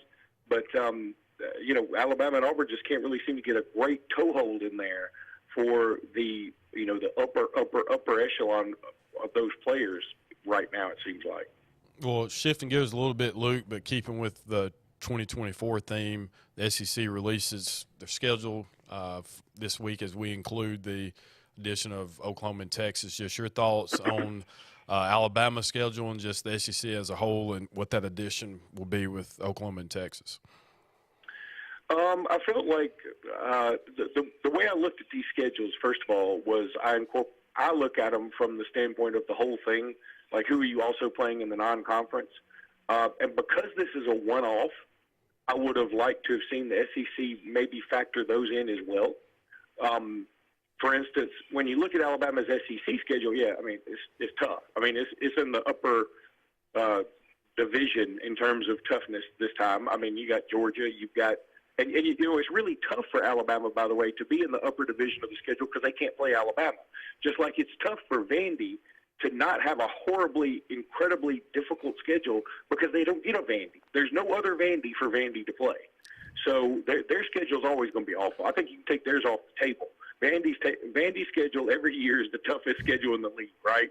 Because they're the worst program and they play anybody else. They don't have anybody else below them to play. But I think Alabama playing Georgia, playing at Oklahoma.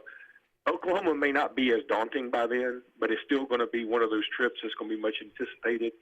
Playing at LSU, playing at Tennessee. They do travel to Vanderbilt, which is sort of like throwing Alabama a bone. Of course, you got the Iron Bowl at home, which is always a thing.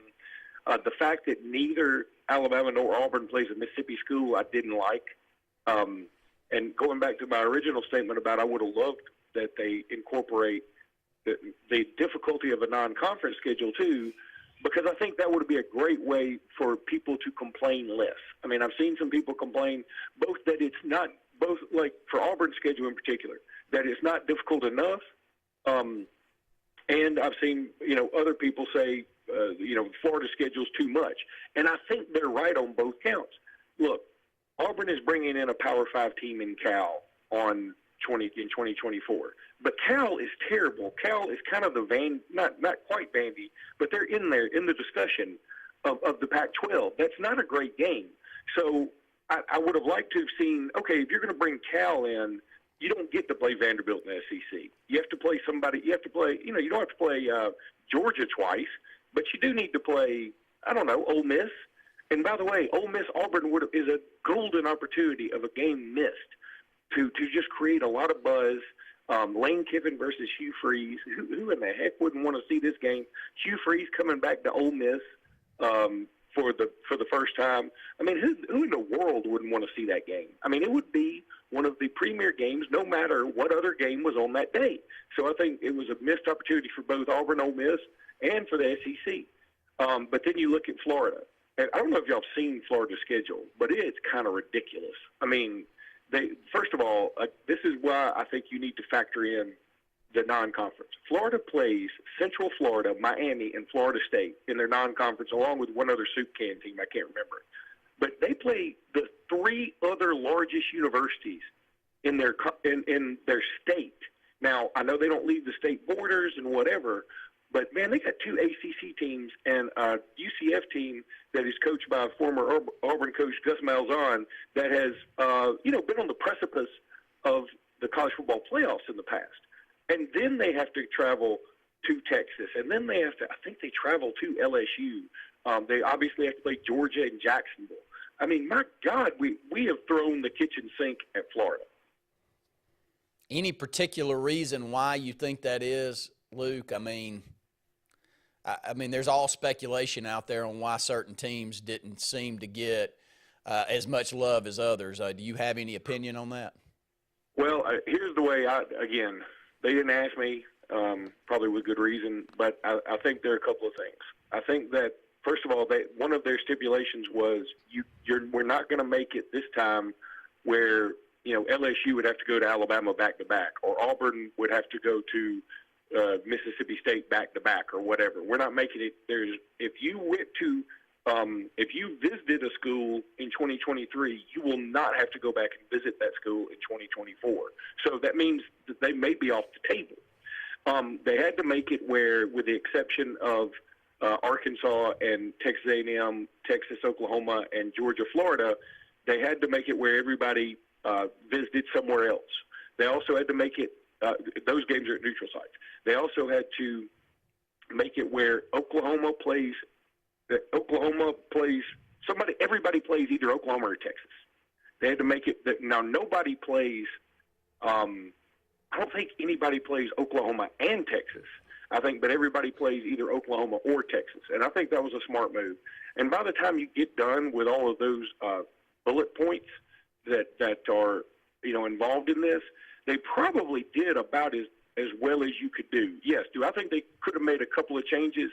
I mean, look, I don't care. I think Missouri and Mississippi State are on about the same level, right? I mean, I'm not whining about Alabama's schedule being tough. Frankly, with a 12-game schedule, I think it's better to be tough. I think it's better. I mean, a 9-3 Alabama going against a schedule they're forced to play in 2024 is almost a surefire bet to get in the playoffs, if you ask me. I mean, at Wisconsin, at Oklahoma, at Tennessee, at LSU, home against Georgia. If you go 9-3 with that schedule, you're getting in. So, I mean, I have no qualms with it. And if you had replaced, say, Kentucky with Georgia, well, 9-3 might not get you in then. And so I think it's fine. But I just would have liked to have seen a little bit more care placed to the fact that Auburn and Alabama do not play a Mississippi school. Considering the geography, considering the history, I just didn't like that aspect of it. I would have liked to have seen Auburn LSU on the schedule because it's so wonky. It's just crazy, and it's a lot of fun. But other than that, I think that they did about as good a job as they could do. And I think that they tried to do it as best they can. But I mean, Vanderbilt, I don't know why Vanderbilt wants. Well, I do know why they want to be in this conference because they get paid a boatload of money. But from a competitive standpoint, why they want to be in this conference. Because if you look at their schedule, I mean, every time they pulled up the schedule on the reveal show, it was like, well, now Vanderbilt welcomes in Alabama, and then they travel to Auburn, and then they have to also go to Texas. I mean, I'm like, oh, my God. I mean, they're going to get slapped around all over the field. I mean, they don't even have, like, a respite anywhere. And meanwhile, I was also impressed, for the most part, with the SEC's non-conference schedule, which everybody's complained about forever. Texas A&M plays Notre Dame that year. Hey, LSU, they play USC in Las Vegas. Then they have a dump truck team. Then they welcome in UCLA. I mean, I can't ask for them to do any more than that. I think that's pretty cool. Good points, Luke. We appreciate the phone call today, buddy. Have a great weekend. All right, guys. Have a good weekend yourself. See you. Luke Robinson there. We'll go ahead and take another break. When we come back, we'll continue to take your phone calls and hopefully catch up with some more here shortly. 256-234-6221.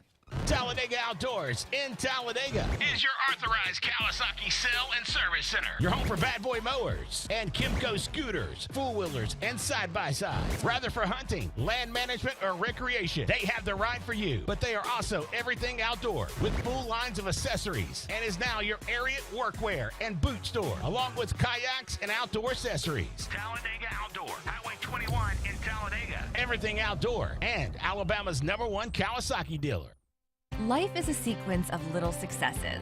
The story of my Southern Union success began the day I walked on campus, making new friends, mastering a new skill, reaching a personal goal, the encore performance, the first date, the internship, and now, soon, the dream job. That's the story of my Southern Union success. Register for classes and get ready to watch your Southern Union story come to life. If you're tired of the same old and you're hungry for something really good, then it's time to go to JR's Sports Bar and Grill. JR's has the best fingers and wings around, and their menu is loaded with appetizers, burgers, salads, and so much more.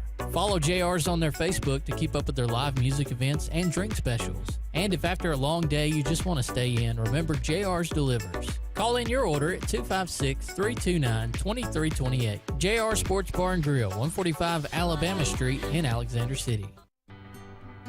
They say we live in an age of big data, where computers and fancy algorithms are supposed to know you best. But at Country Financial, we know helping you own your future requires, well, something much bigger. Contact your local Country Financial representative and start planning for your future with a personal touch.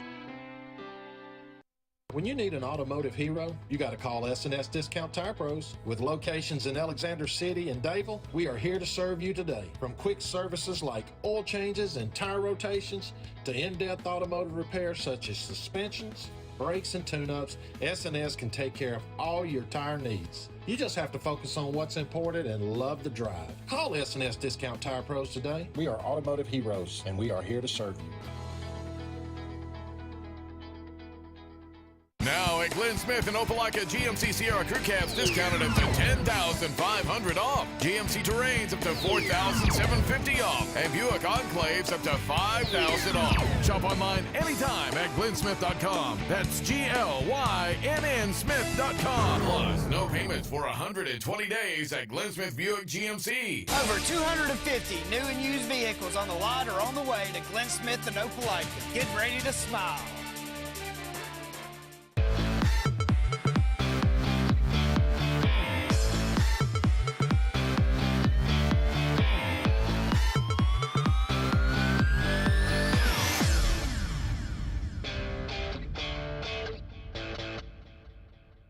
Welcome back into the Sports Blitz Saturday Sports Countdown. Got about 30 more minutes left in the program today. 256-234-6221 is our phone number. I think we got a phone call holding here, and we'll try to get to that shortly. But Luke makes good points. Everyone wants Oklahoma or Texas on the schedule and within a short period of time because that's the new addition, and it's I think we're all kind of excited about it. I mean, it does make the conference really hard, but for those that like to get out there and travel and go see communities, those are two that a lot of people would like to go see if you have that opportunity here in the SEC. Definitely. I mean, the cachet that they're bringing, and Luke makes a point, and Brett and I talked about it a couple weeks ago too. Oklahoma probably, as their tenure in the SEC progresses, probably won't be the Oklahoma that we know, but it's still Oklahoma, still Texas, and having the opportunity to travel to Austin and Norman, I think, is a great experience and something I'm looking forward to with them joining the conference. Let's go ahead and go to the phone lines. Caller, you're on the Saturday Sports Countdown. Oh, hey, Brett. Brett, glad to have you on, buddy. And we just talked with Luke, and I'd like to get your comments on that, your thoughts on Auburn's schedule release this past week. I mean, I think it's exciting times for all of us. I mean, you know, I think for Auburn fans, they have a lot to be excited for right now. In recruiting and, you know, schedule. I mean, you get a chance to get Oklahoma at home. You know, this playing in the SEC is going to be tough. There's not going to be a cakewalk. I mean, you're going to there's always going to be teams you wish you could get to maybe make it a little bit easier, but Auburn's used to playing a tough schedule. And I think, you know, once they get 24 under their belt, they'll look at the next year around this time, the SEC meetings, they'll decide on what permanent format they want to have. So, but bringing Texas and Oklahoma in, every single SEC team either got Texas or Oklahoma. You know, Auburn's played Texas on and off through the 90s and late 80s. It has been a little bit of a minute since they played Texas, but I can't remember the last time Auburn played Oklahoma. Not in our lifetimes outside of the bowl game in the Sugar Bowl. So it'll be cool to get a team like Oklahoma, a program with that much history inside Jordan-Hare Stadium.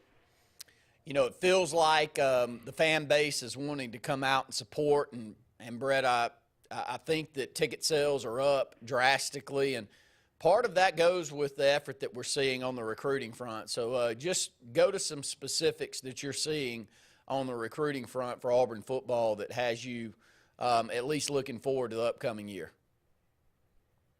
Well, I heard a little bit of – I'm at a conference right now, so I had to step out. I heard a little bit of Luke's, segment and talking about recruiting. And, I think he's right about a couple of things, especially in the Phoenix City area. And I'm going to dive into some stuff here in just a second. But, Auburn's making a priority that hasn't been a priority for several coaching staffs now in this state. I think Auburn has failed in Phoenix City, frankly, because of lack of effort. I think now that you're seeing a total change in mentality and direction, I think you could see some difference in the results of what Auburn's able to do at a place like Phoenix City and like Eufaula, where they've fallen short over the last 10 years. Let me go back now and answer that other question or talk about recruiting as a whole. Hugh Freeze has not stopped since he landed in Auburn. He wanted to make sure he got the staff that he needed. I think me and you talked about it Tuesday on the Auburn Blitz show. We talked with a guy. He said, look, he's pretty close to Hugh Freeze. He's really built a personal relationship with him, and he's around him pretty frequently. And he said, man, this guy's relentless. He does not stop. He's got something to prove. And Hugh Freeze has already proven in this league that he can recruit and he can coach. And, where we've been talking about NIL and coaches being frustrated with the process and all that, I think Hugh Freeze is a coach that kind of embraces all of this. He likes this. This is his game. And, the other fan bases may say, yeah, of course it is. He cheated, whatever. But I think we all know that he wasn't doing anything different than anybody else prior to all this NIL stuff. So he knows what to do to lure players in. And I think where Auburn's winning right now is in state. And I heard what Luke said. And, Alabama's built a program where they can go and recruit from California to New York to Texas to Florida. They're definitely a national brand. They're one of the top, if not the top program in the country still. Auburn, I think it's extremely important that they always win close to home. I mean, that's a big deal, and it always has been for Auburn as a program. You look at Georgia, you look at Florida, but you look at the state of Alabama, and Auburn has not gotten its fair share out of the state of Alabama, and I think it's hurt the program. And, Auburn landing Joseph Phillips this past week, or getting a commitment from him this past week, beating a team like Georgia and Tennessee and some of these teams that Auburn's going to go head-to-head with. You got to start winning some of those battles. There's some other bigger battles that Auburn's going to go head-to-head with Alabama and Georgia on.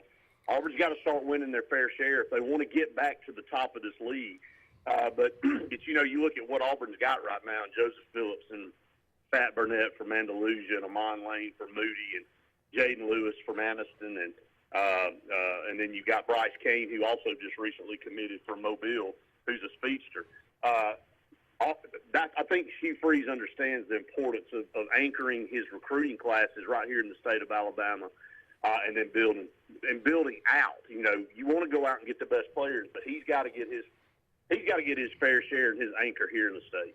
Well, Brett, I think it's safe to say from a recruiting standpoint, Hugh Freeze and Auburn are going to do the things necessary to be in contention for some of these guys. But looking for what we have right now and looking to the fall, first 4 or 5 games, set up pretty nicely for Auburn. First real matchup, you would think it's probably the Georgia game. What are your expectations for the fall, and what would a successful season look like, and what's maybe a disappointing year? I'll go back and kind of talk about what Randy and I talked about on the Auburn Blitz maybe last week, I believe. From a standpoint of you don't want to be too ambitious. We know Hugh Freeze is coming back. He's had a lot to replace.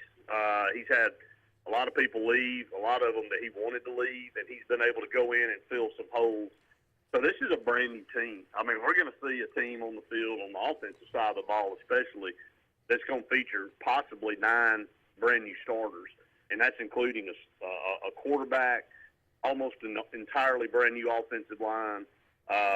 You know, when you look at it from that standpoint, it's hard to say that you're going to come out and win, 9 or 10 games. But you're right, the schedule sets up good. You know, you got to take an early trip on September 9th to California, which is a game Auburn should win. I mean, Auburn should definitely be a favorite in that game, and it's a team Auburn should beat, but you got to travel. You know, you got to go on the road. It's the first road trip. You got a bunch of brand new guys.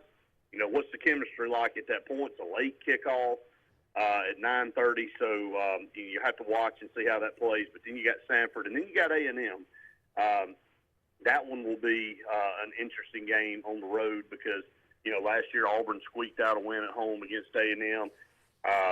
There's a lot of pressure on Jimbo Fisher. They've got a lot of great players over there, but they have massively underachieved. So if Auburn were able to go over there and get a win on the road, that you got Georgia coming back the next week at home. And, this is Georgia's first road game. And, I don't care. Stetson Bennett, we can all say what we want to, but Stetson Bennett, he just won 2 national championships in a row for Georgia. So I don't think anybody's going to be slighting Stetson Bennett. But I think we all know whoever replaces him, whether it's Carson Beck or Vandergriff or whoever, they're going to be better athletically at the quarterback position. Now, that doesn't mean that the quarterback plays better, because I'm not sure you can play much better than what Stetson Bennett did. But this is going to be a road test for that guy. It's going to be a rabid environment, having Georgia in there. And, Auburn, could get them to play down a little bit and catch some breaks and make that one an interesting game. And then you got LSU, on the road too. On the road. So that's going to be obviously a tough one because a lot of people feel like LSU may be the dark horse to win the West. So I think it's important out of those 3 games, A&M, Georgia, and LSU, Auburn has to get at least one of them. And I think Randy and I talked about it. I think we can see 8 wins. And if some things go in the right direction for Auburn, possibly 9. Now, again, if it can go the other direction as well, we could sit here and be talking about a 6-6 team at the end of December. But, I think the way that you're going to see the effort on the field and the way they're going to coach this team up and the excitement, I think that's good for at least one additional win. So I'm thinking around 7 to 8 wins for this team this year. Brett, busy time of year for us. Before we let you go, AHSAA Radio Network's got a lot of moving parts going on, and you at the lead. Just talk about a few of those and what people can expect from us as we head into the fall. Yeah, we're excited about another year, with the Alabama High School Athletics Association, and we do have some really big things on the horizon that we just can't really say a lot about right now, but we will be talking about that hopefully sooner rather than later. But our normal role with the network, we're excited to be able to get started on another season here, and we just recently signed an extension with the High School Athletic Association through 2030 with our radio network. It's something that we're all proud of, and we built from the ground up, so it's something that we kind of hang our hat on. But we start with the Kickoff Classic in Montgomery on the 24th and 25th, and that'll get high school football kicked off, and it'll be exciting times. Thompson plays Opelika on that Thursday night, so that's going to be a really fun game, and then the season pretty much starts the next night all around the state of Alabama. So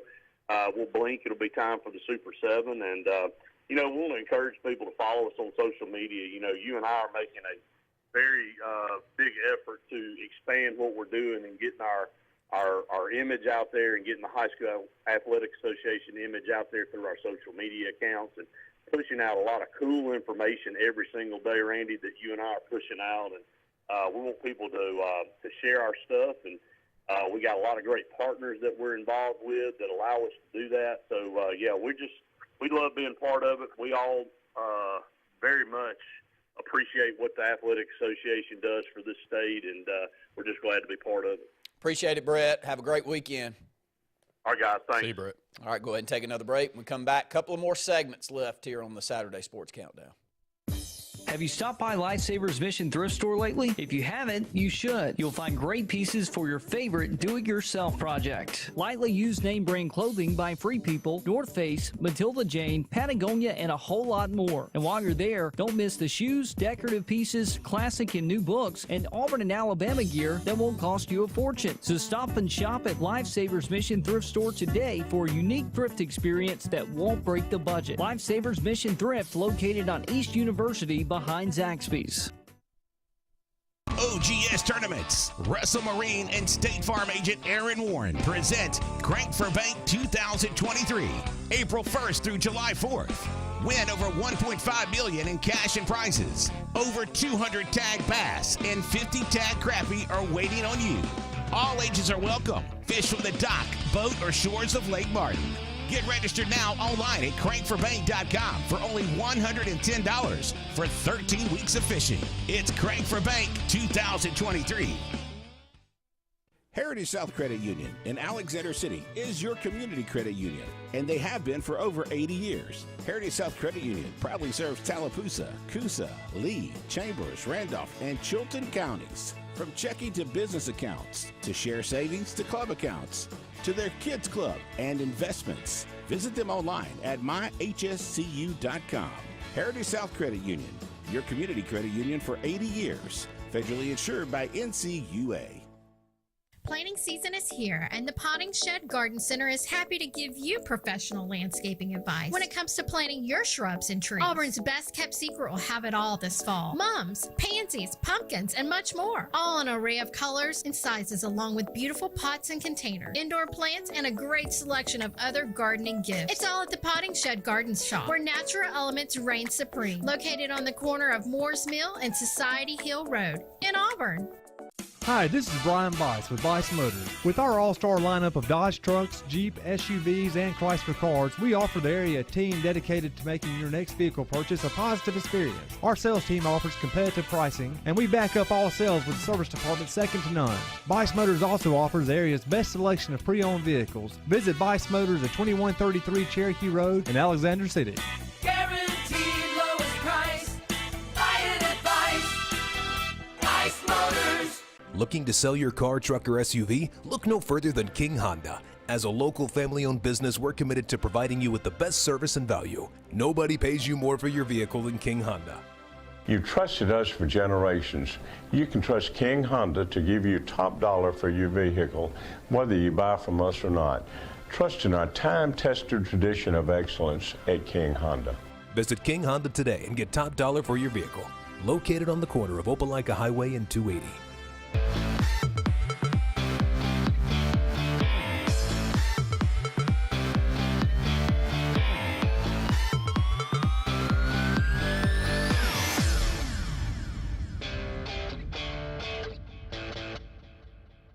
College World Series going on. Scott, when I was growing up, this time was, the summer months. I was a baseball fanatic. Watching the College World Series has always been something in my lifetime that has been enjoyable, all the way back into the early 80s where, I would watch a lot of those great teams, and then many of those great players went on and became great Major League Baseball players as well. So just your thoughts, College World Series, has it always been something you've enjoyed watching? Over the years, it's been less, but now obviously if Auburn is in contention, it makes it a lot more fun. But I was listening to or watching Pat McAfee, and he basically made a whole thing about it. It's like, I'm not watching it. He's like, I'm sorry, it's just not something. Said it's been diluted down a little bit, the numbers, blah blah blah. But or it could have been the Little League World Series. Maybe it was the Little League World Series. But either way, to the point that you're making, it's a lot more fun when your team's in it. But if you're just a purist of the game, I don't think there's much more you could find that would be more fun than going to Omaha and watching that. Like, I think that would be a great sporting experience and something I'd like to do one day. I think that a community embracing a single tournament like that always seems to be the best route to go. And then they can build facilities and long-term be able to know that is going to be in their community, and it becomes important. And people, build things around that from a business standpoint where, you're going to be able to have a couple of good weeks that you make decisions around. So I think it's wonderful. I think the SEC pulled off a coup last night. Did you watch the Florida game? I was getting text messages late last night about it, but apparently it was a nice little ending. So there. Virginia in the top of the 7th got 4 runs. They were down 1-0 going into the top of the 7th, and Virginia scores 4, goes up 4-1, gets an insurance run in the top of the 9th. Florida's down 5-3 going into the bottom of the 9th. First batter up hits a missile into the left field seat, so it's 5-4. Next batter gets out. Follow-up batter comes up. Their 2-hole hitter, and, I mean, he hits one 456 feet. Longest home run distance-wise in stadium history. It was a bomb. He looked over at the dugout. He slung his bat. He did all of the Dominican, Puerto Rican things that you enjoy, the passion around the sport that so many people kind of want to see come into the sport a little more than it has been. You got it on that home run, and then Florida finds a way to get another run across after a couple of walks and then a sac fly to center field. So Florida they were dead. But that home run ball and the ability to step up there and hit it at the big time was the key last night. It's a very good Florida team. These 3 teams that the SEC's got in it, any of them could win this championship. Absolutely. And, again, it just sets aside how great our conference is across the board. But quick question, though. When you were playing in games, not necessarily as a spectator, but playing in games, did you like to be in a 9-7 game or a 3-2 type of game? Depends on what I was actually doing in the game. You know, not being the guy to go up there and hit the long ball and be dependent on to do that, I was more of the one that wanted to be in a game where it was 3-2 and we were pitching and you didn't have a lot of, playing in the middle infield. I hated playing behind people that just walks and slinging it all over the place and changing pitchers and just you don't know what you're going to get. So consistency on the mound's always something I enjoyed. Being behind and making sure. So a lot of those games that get to that level aren't because players are throwing it that badly. For a game to get 10-9, a lot of people getting hit, walked, defense behind them's letting them down, ugly baseball. So I guess my easy answer to that is I'd rather be in a 3-2 game than a 10-9 game late in it. The thing that's changed so much even in the last 20 years is how little's expected out of the starting pitcher. If you get someone as a starting pitcher to get you 5 good innings, like consistently get you through the 5th, you call that a win. Now, if you get in the 6th or 7th inning, man, you're really taking over some spots that you didn't really expect to do. So it's just changed so much on what's expected. But with that being said, a lot's expected out of the pitching staff that wasn't expected 25 years ago, Scott. That's true. And I just look at the score sometimes, and I'm like, man, that's just what were y'all doing out there? Well, I grew up in an area that was gorilla ball. So if you are going to win in the College World Series in the early to mid-'90s, you better have monsters going up to the plate with those metal bats hitting the ball out of the park consistently. And all the way into the late 90s where they tried to dull the bats down in the first part of the 2000s and change some things up and change the dimensions of the field. And that was because there was too many complaints on how many runs were being scored. So pitchers now also, I was watching part of the first part of the game last night with Florida last night, and Florida's starting pitcher hit 101 on the gun. He was consistently 98, 99. On the gun. And Dad said, well, I missed the Greg Maddoxes. I said, well, the issue, and I know we're up against the break, but the issue is that the Greg Maddoxes get overlooked now.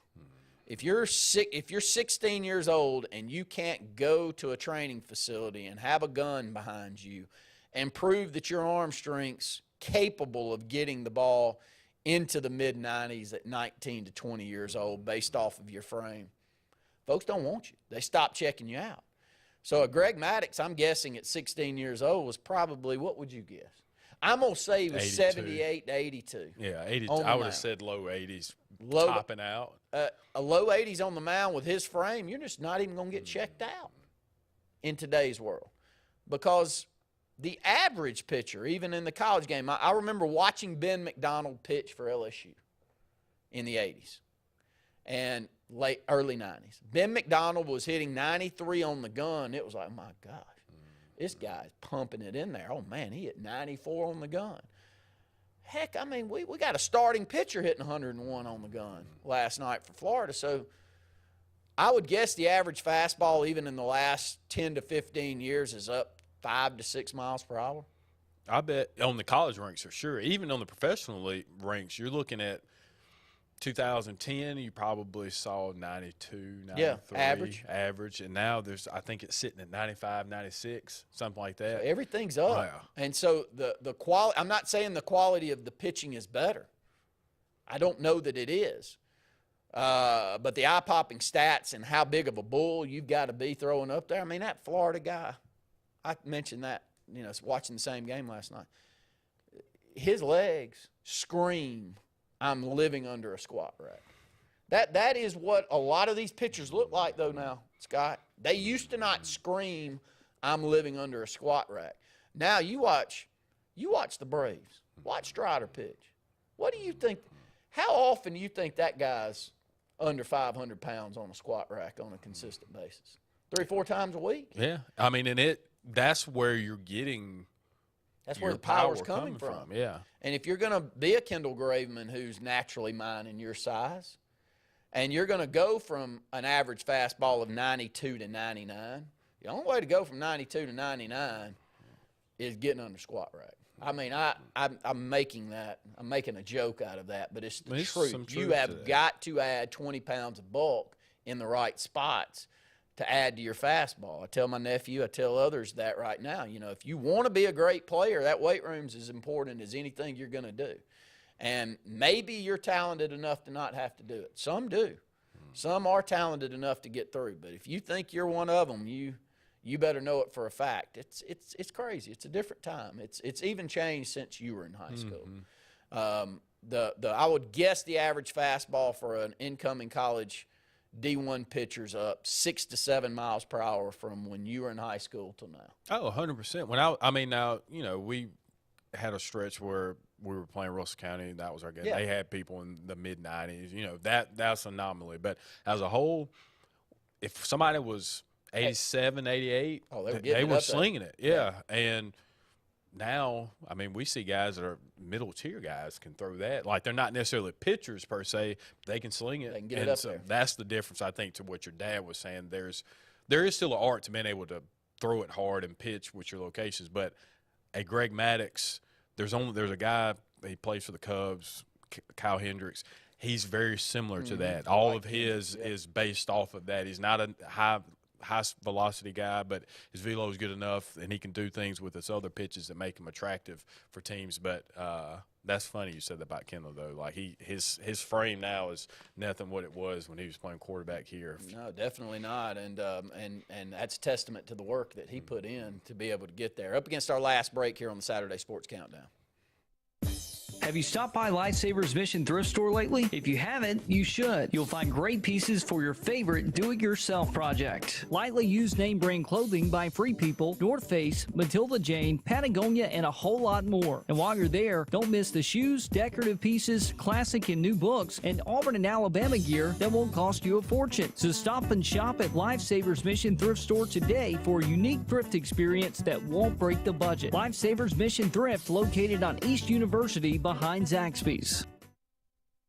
OGS Tournaments. Russell Marine and State Farm agent Aaron Warren present Crank for Bank 2023, April 1st through July 4th. Win over $1.5 million in cash and prizes. Over 200 tag bass and 50 tag crappie are waiting on you. All ages are welcome. Fish from the dock, boat, or shores of Lake Martin. Get registered now online at crankforbank.com for only $110 for 13 weeks of fishing. It's Crank for Bank 2023.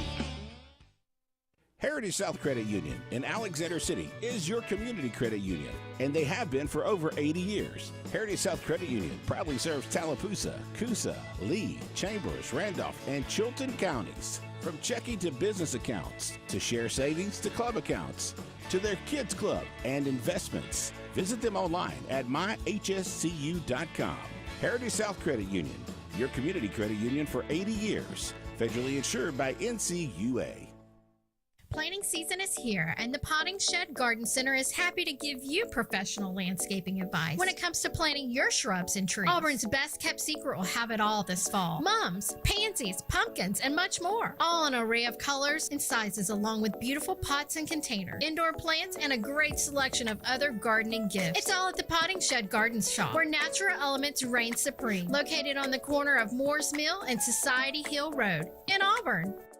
Hi, this is Brian Bice with Bice Motors. With our all-star lineup of Dodge trucks, Jeep, SUVs, and Chrysler cars, we offer the area team dedicated to making your next vehicle purchase a positive experience. Our sales team offers competitive pricing, and we back up all sales with a service department second to none. Bice Motors also offers the area's best selection of pre-owned vehicles. Visit Bice Motors at 2133 Cherokee Road in Alexander City. Guaranteed lowest price. Buy it at Bice Motors. Looking to sell your car, truck, or SUV? Look no further than King Honda. As a local family-owned business, we're committed to providing you with the best service and value. Nobody pays you more for your vehicle than King Honda. You've trusted us for generations. You can trust King Honda to give you top dollar for your vehicle, whether you buy from us or not. Trust in our time-tested tradition of excellence at King Honda. Visit King Honda today and get top dollar for your vehicle. Located on the corner of Opelika Highway and 280.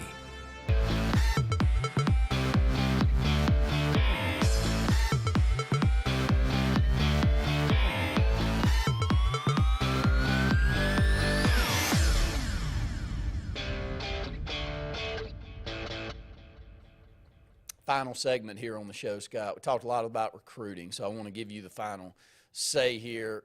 Your thoughts on NIL, the direction that it's currently going, legislation that's coming up. It looks like federal legislation that may be coming down the line.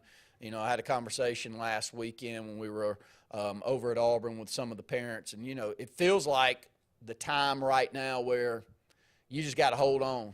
You know, whatever you got to do to stay competitive, you've got to do it from an NIL standpoint with hopes that it cleans itself up here in the years to come. Yeah, the intent of what we thought NIL was going to be and what it's become definitely isn't, you know, the same thing, but it's become a business. And so if you're going to treat something like a business, then, you know, maybe we need to remove the amateur status and maybe they are employees. And so that way payment can be determined on production. And so there isn't this thing about equity and everybody having to get the same amount of money. If you're a star player or if you're a star person in your business, you probably should get paid more than somebody who's not as productive or doesn't have the same value to the value. That's why your value should determine what your worth is. And some of these guys are getting paid across the board where other people shouldn't. So they're making a big deal about the NCAA football game, and I know we're getting close, but saying that possibly they want to just pay everybody, I think it was $500. And there's some schools and players that are trying to get them to reject that and boycott being a part of the game. And so we're going to be right back in the same scenario that we were before, which was the catalyst for the NIL now. So I think it should be based on value. And ultimately, if you're having federal legislation, it takes the states out of it because it's too much inadequate, I guess, consistency rather, as it relates to state. So you can't have a nationally governed thing from the NCAA's perspective and then have a rule in Alabama that's not the same as it is in Oklahoma and vice versa. So saying all that to say, I think you'll continue to see it emerge, but value to me is more important than equity as it relates to this. Good points. Scott and I, when we're on here on Saturday, we're going to talk about that. We're going to talk about a number of other things as we head into the fall season where we've got football on the horizon, and it's a fun time of year, and we live in the state of Alabama, and we're fed by football, and we're definitely going to talk about that. So thanks for tuning in Saturday Sports Countdown. For Scott Hardy, I'm Randy Lee. See you next weekend. Have you met your local Farmers Insurance agent, Patrick Holina? He proudly serves Tallapoosa County and Alexander City families and businesses and is ready to review your existing policies or provide a no-obligation quote today. Call the Holina Agency at 256-234-0037 or stop in today at 704 Commerce Drive to get smarter about your insurance. Again, that's the Holina Agency, 256-234-0037. We are farmers. Bum, ba, bum, bum, bum, bum. Underwritten by Farmers Truck Fire Insurance Exchanges and Affiliates. Products not available in every state. Coastal Construction Design is the area's storm specialist experts and offers free roof inspections absolutely free to assess your needs. Their roofing experts get your home or commercial needs handled from start to finish. They have worked with all major insurance sources for decades, and they are permitted and approved for Lake Martin. Coastal Construction Design also handles exterior restoration, including siding and gutters. They are also a GAF certified contractor. Visit coastalconstruction.pro or call 251-215-3429. Coastal Construction Design. All things roofing from start to end. There's nothing like a brand new truck. From Sarah Automotive, new Honda Ridgelines from $349 a month, Ford Rangers from $357 a month, and Nissan Frontiers from $379 a month. One of the largest truck selections in Alabama. Plus, you get a lifetime warranty, no charge, engine, powertrain, and more. There's nothing like a brand new truck. From Sarah Honda, Sarah Ford, and Sarah Nissan, serving Alabama since 1981. Are you looking for something really good for lunch? Are you tired of the same old fast food? Well, go to Buck's. Get a meat and 2 sides or a meat and 3 sides for the best deal in town. Buck's always serves up the best food, including fried chicken, wings, hamburger steaks, catfish, shrimp, and yes, of course, the famous Buck Cheeseburger Basket. And Buck's has dinner specials too. So if it's your turn to cook dinner, Buck's will be glad to do it for you. We appreciate your business and look forward to serving you.